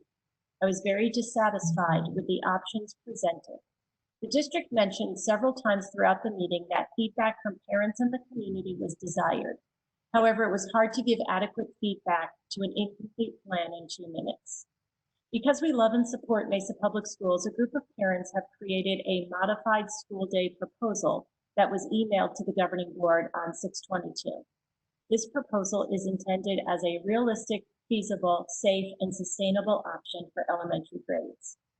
I realize this plan does not meet the needs of everyone in Mesa Public Schools and that multiple plans are needed for diverse student population. I also know that there are parents who are not satisfied with the current return to school options who are looking for something more. It is disappointing that many are considering homeschooling, charter schools, and other options outside the district. I hope the governing board will urge the district to offer our new modified school day proposal as one of the options to retain students and attract new families to the district. Our second comment is submitted by Kay Boyer. It is quite lengthy, so I don't know, Mrs. Head, if you want to put the 3-minute timer on for this one and let me know. I will try to read as fast as I can to get through as much of it as possible in the 3 minutes that are allotted. I'll do that. Thank you. The alarming surge in Maricopa County's COVID-19 cases makes it critical for the district to open schools at the right time in the right way. Getting it wrong could result in illness and death. For the safety of staff and students, I believe remote learning is the best way to start the school year. But I understand there are benefits for students attending in person. I the June 18 school opening plan and participated in a remote stakeholder session. It's clear that some safety measures will not work in kindergarten unless the district is serious about making some changes. If in-person learning resumes in August, I urge you to begin with half-day kindergarten and then reassess periodically. Some parents will not want it, but many might welcome it as a better way to transition their child from home to school during the pandemic. Returning to a half-day format will undoubtedly create some issues to address, but we should remember that the state only provides funding for half-day kindergarten. A positive experience in kindergarten is important because this is when students discover that school is fun. With the much needed safety measures this year, it actually may be beneficial for students to attend shorter sessions. A more structured and restrictive full day of kindergarten may be overwhelming to young students and might trigger behavior problems for some. In the absence of a COVID-19 vaccine and treatment, the two most important safety measures of district's plans are physical distancing and face coverings. To make them work in kindergarten, class sizes must be reduced. Here are some challenges to these safety measures that could be addressed with morning and afternoon half-day sessions. First, the district plan states that physically distancing desks will face forward and materials will not be shared. At the school where my daughter teaches kindergarten, the classrooms each have 6 tables, 2.5 feet wide by 5 feet long, instead of desks. With enrollments already at 17 per class and more expected, her students will have to sit 3 per table facing forward. This means they will be inches, not feet apart, making it unsafe and hard to prevent shared materials. There's an attached photo of that. At a minimum, tables must be replaced with desks. Second, when students walk in lines from place to place on campus, the line length must be manageable. A line with 17 students would be about 100 feet long if CDC 6-foot spacing is expected, much too long for a teacher to safely monitor alone. Unless kindergarten aides are assigned more hours, which would create an additional expense for the district, class sizes must be reduced. Third, since children can be asymptomatic COVID-19 carriers, all students, including kindergartners, should wear masks so that kindergarten staff and students can have the same level of protection as everyone else in the district. Young children probably cannot tolerate wearing masks all day. There is a greater chance of success in half-day classes. Because young students may want to play with masks, take them on and off, chew on them, etc., smaller class sizes will make it easier to manage. Mrs. Hollins, that's 3 minutes. Okay, thank you. I will make sure the board receives the rest of those comments in writing. And the last comment is from Stephanie Lamphere. I am a teacher and a parent in Mesa Public Schools. I'm extremely concerned about opening schools. Arizona continues to be hit hard by new cases, and I fear that it will continue to be the case. I'm afraid that returning to the classroom will put myself, my students, and my family at unnecessary risk. I attended the first forum hosted by the district. When taking the poll asking which option I would prefer to see when school year begins, I chose in person. Not because I feel like that it is the safest or best option, but because in an ideal world, that is what I would like to see. I believe that in person is the most effective method for delivering education, but it is not currently the safest option. I wonder how many answered that question thinking as I was, it is what we want, but not necessarily what is safest or feasible at this time. I have many questions and concerns. What will preschool look like? This is where I teach. Will my special education preschoolers be required to wear masks? Is this what is safest, but is it really going to happen? What happens when someone in the classroom is exposed? Do I have to use 2 weeks of my paid time off to isolate? Between myself and my 5 kids, I could potentially burn through all of my accrued sick leave very rapidly. Will everyone in the class be required to isolate for 2 weeks if someone in the class is exposed? Am I going to be required to sign something that holds the district harmless if I contract COVID in the classroom? Will PPE be provided for me, or will I be required to obtain my own PPE? I understand that in many ways, the district's hands are tied by current legislation regarding education and funding. But believe me when I say that I and my colleagues are scared. We need to ensure the safety of staff and students above all. And those are our 3 comments. Thank you, Mrs. Hollins. I believe that's Dr. Forlis. Would you like to comment, or do you feel comfortable moving on? You decide. President Minor, I think that what you've heard this evening throughout our conversations have been this very delicate balance of managing, I think that Board Member Richardson said it well, managing science, emotion, and our hope for what school, the joy of what school should be. So we are all in this together as we are continuing to listen to stories as well as survey data that was shared with you. And we take all of this very seriously as we move forward to continue to present and modify and refine the plans that we are going to bring before the board on July 14th. So just know that our hearts are very, very connected to this work, and we take it very seriously because we know how complicated it is. So thank you. Thank you. I believe we ended this particular portion of the discussion sessions with public comment. So I'm going to assume we can move on to the next item, which is the superintendent's update. Thank you, Dr. Forlis. President Minor, members of the board, thank you for the opportunity to give you one last superintendent's update during my time with the district. And I would start by saying, even in the midst of COVID, our learning and planning continues, that we know that there's really important work outside just the extraordinary circumstances of COVID. So on June 10th and 11th, yeah, there you go. Thank you, guys. That we had our Leadership Academy on June 10th and 11th, where we engaged with our district leaders, both certificated and classified, in 2 days of training. And we had large and small group discussions about the portrait of a graduate look-fors with a gentleman by the name of Amos Fadchuk. He is the president of Advanced Learning Partnerships, and they have been step by step with us over the course of the last couple of years in our strategic plan and the portrait of a graduate. And they do great work in leadership development, curriculum and assessment reform. And I just marveled at this training. Number one, what a great partner with Amos and his consulting firm. he just has a way with moving the work forward, with valuing people in the organization, about what we're attempting to create with our kids in our community. And the second thing that I just marveled at is that this was done with about 270, I think 270 administrators.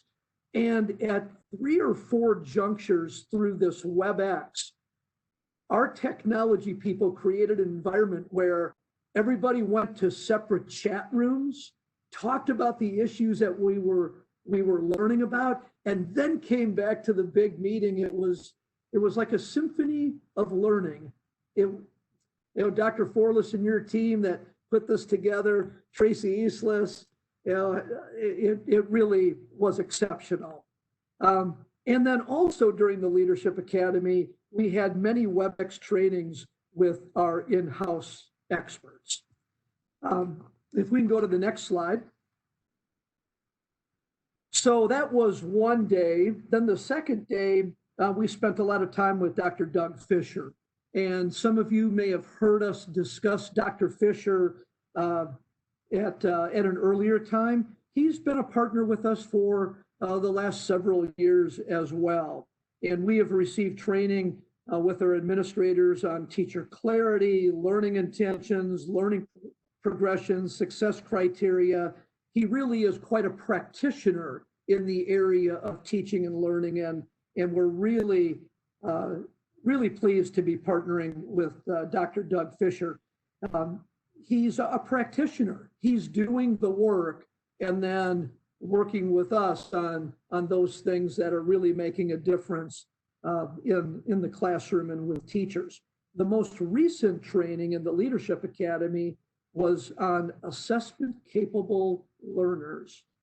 And he and his colleagues, they've written a number of books, but they made a comment. They said assessment capable learners are students that they know where they're going, they have all the tools they need, and they monitor their own progress.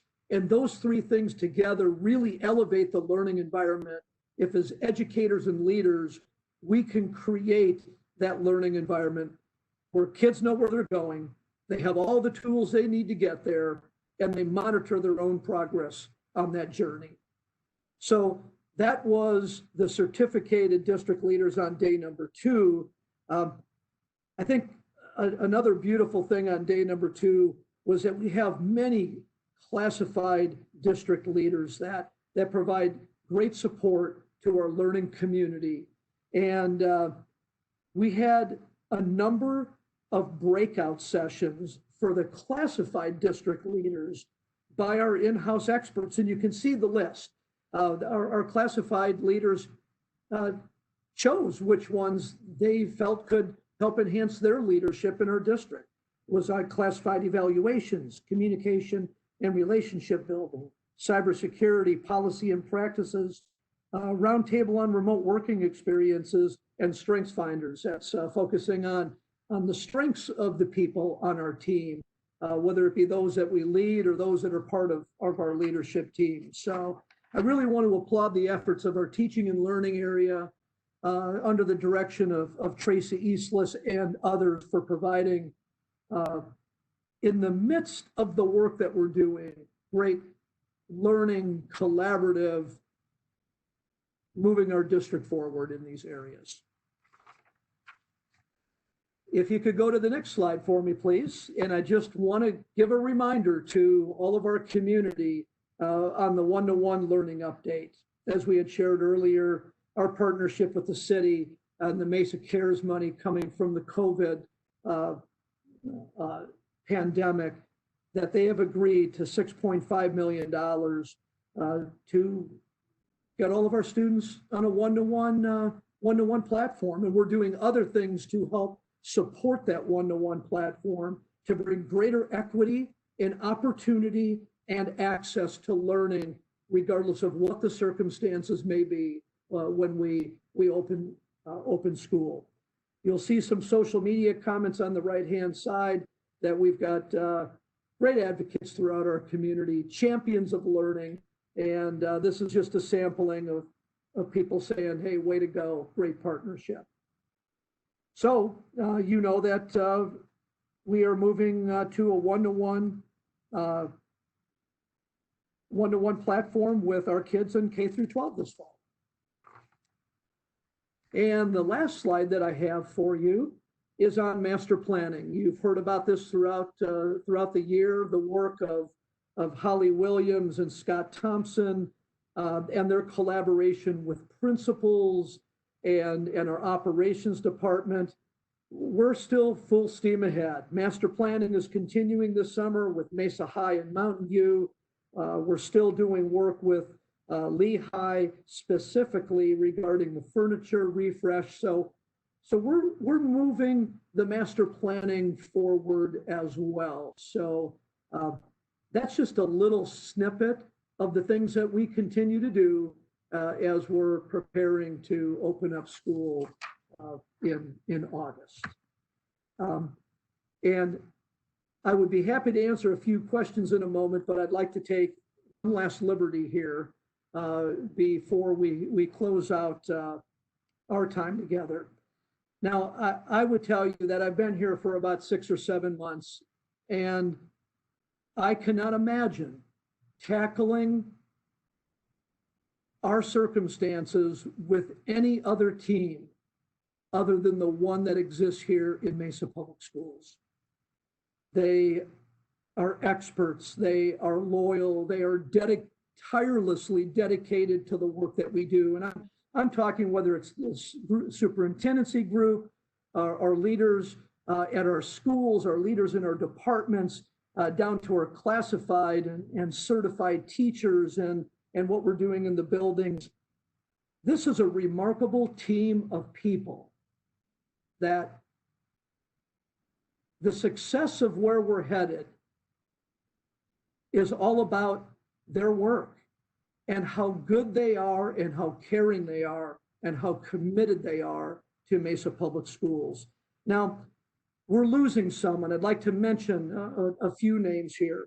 You know, first of all, I'd like to thank Dr. David McNeil for his contributions as an administrator over the last couple of years, most recently as an area assistant superintendent in the Mesa High Mountain View area.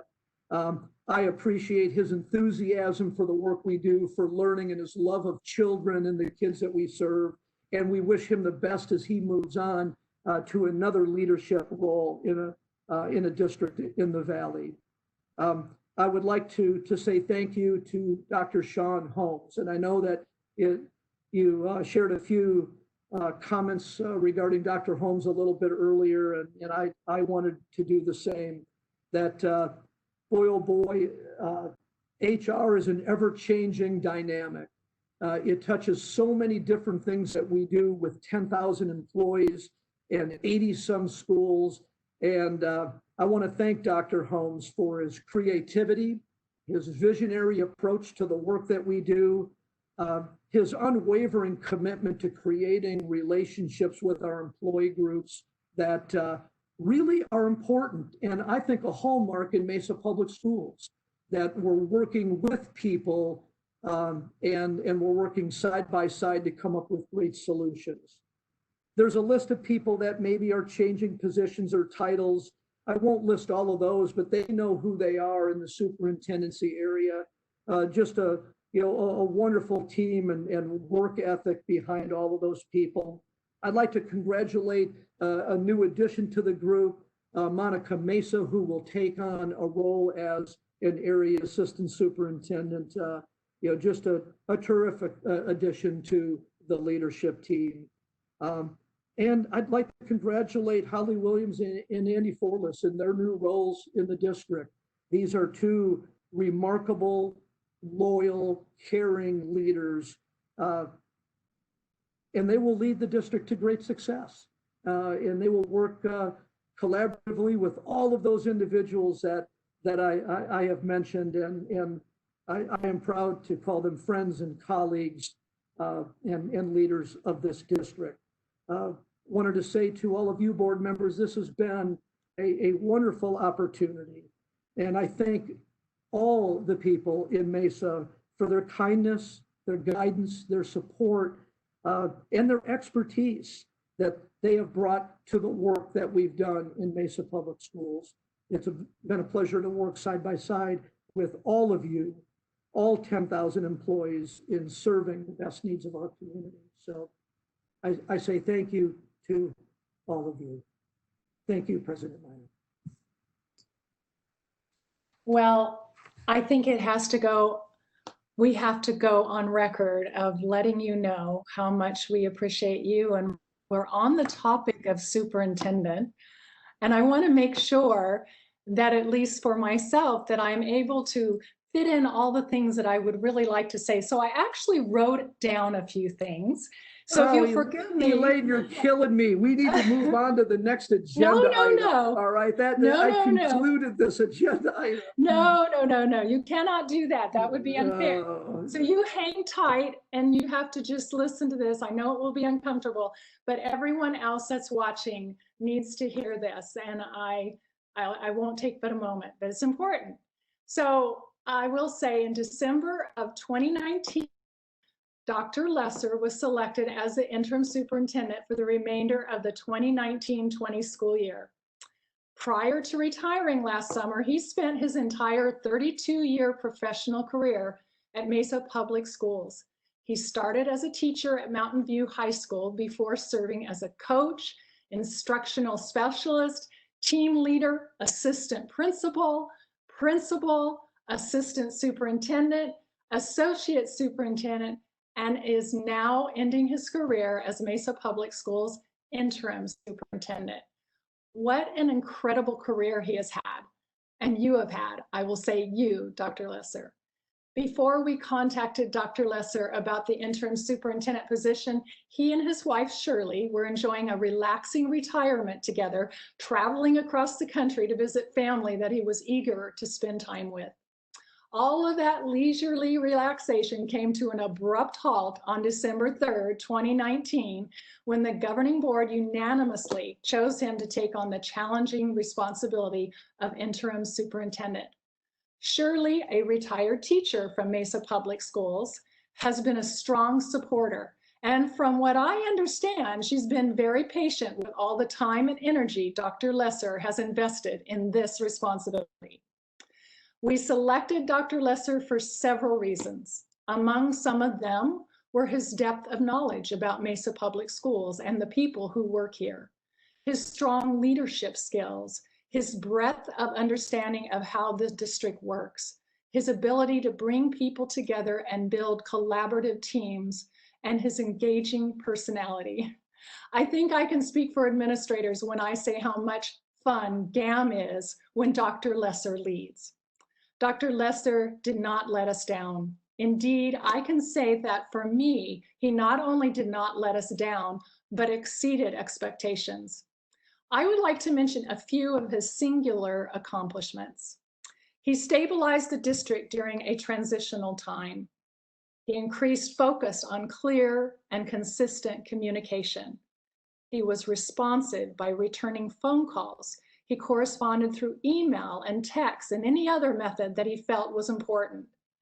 He led the work on a 3-part plan that saved the district nearly $1 million. He focused on building trust and stability. He led us through unprecedented circumstances, school closure, and issues related to an historical pandemic. He helped transition Dr. Forlis by welcoming her to decision-making and reflective analysis. He worked diligently on aligning the budget with the override and bond approvals. He did so with transparency and consistent communication. He challenged historical practices, analyzed data, and produced viable plans, solutions based on his diligent studying of the facts.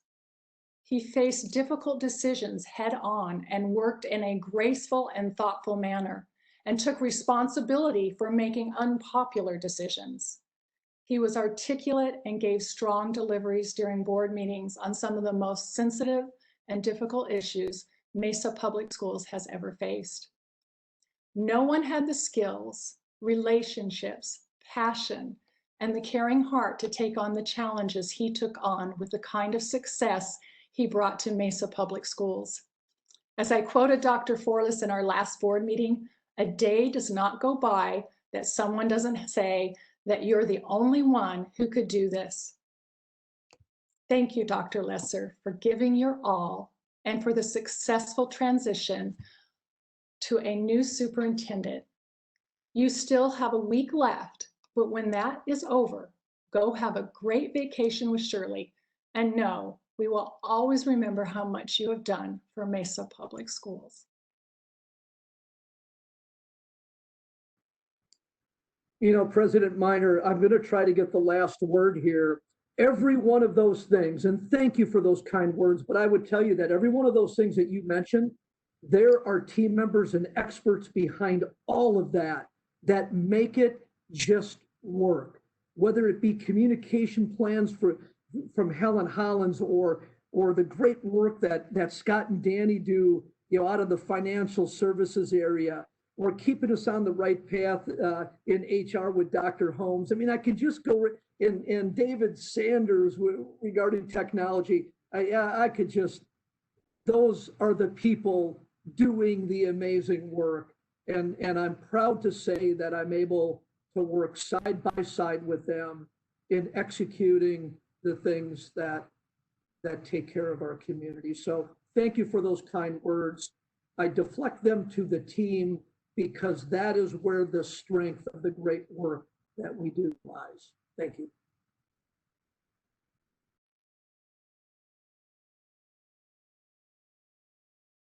All right, well, with those comments and the great leadership that you are, I'm going to move on and not say any more. We will go on. Thank you. Thank I you. won't embarrass you anymore.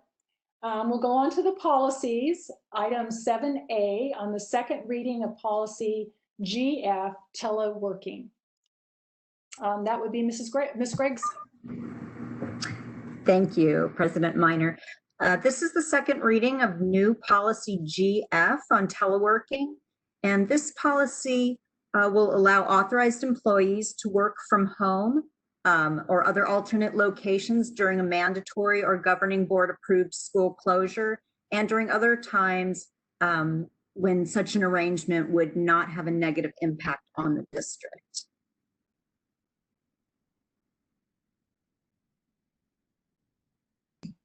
With that, can I have a motion? President Minor, I move that we approve the new policy GF. Thank you, Mrs. Hutchinson. Do I have a second? I second, Jenny Richardson. All right, thank you, Mrs. Richardson. Discussion. Any discussion on this policy? Okay, with that, then we will take a vote. And we'll start with Mrs. Sears. Yes. Mr. Peterson. Feedback. Yes. Mrs. Hutchinson. Aye. Mrs. Richardson. Aye.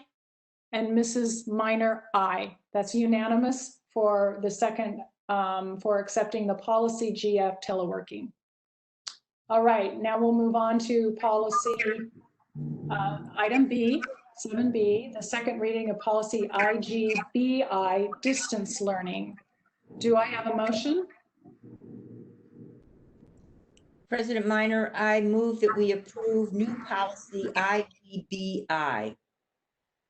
Thank you, Mrs. Hutchinson. Do I have a second? I second. Thank you, Mr. Peterson. Any discussion? It appears there's no discussion. So with that, we'll go for the vote. Mrs. Sears? Aye. Sorry, there's a feedback. Mr. Peterson? Aye. Mrs. Richardson? Aye.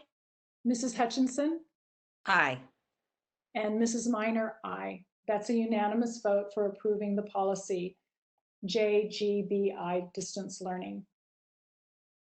Okay, now we are moving on to call to the public, in which we've already talked about the procedures, right, Mrs. Hollins? We've covered that well enough. And are there any comments for call to the public? I do not have any additional requests. Okay, very good. It is 8:40. I think that's a new record for 2020 for finishing a board meeting. So with that, do I have a motion for adjournment? I move that we adjourn the meeting. I second Kiana Sears. Great. All in favor, and I will start with Mr. Peterson. Mr. Peterson. Aye. Aye. Mrs. Hutchinson. Mrs. Hutchinson. Aye. Aye. Mrs. Richardson. Mrs. Richardson. Aye. Who am I leaving out? Do I have everyone? I said Richardson. Mrs. Minor. I think I got everyone. There's feedback. There's like five. I mean 10. Double. Okay. Kiana Sears will say aye. Okay. I knew I Minor. missed someone. Mrs. Sears. All right. Now we have the announcement for adjournment. Thank you, everyone. It is 8:41. Good night.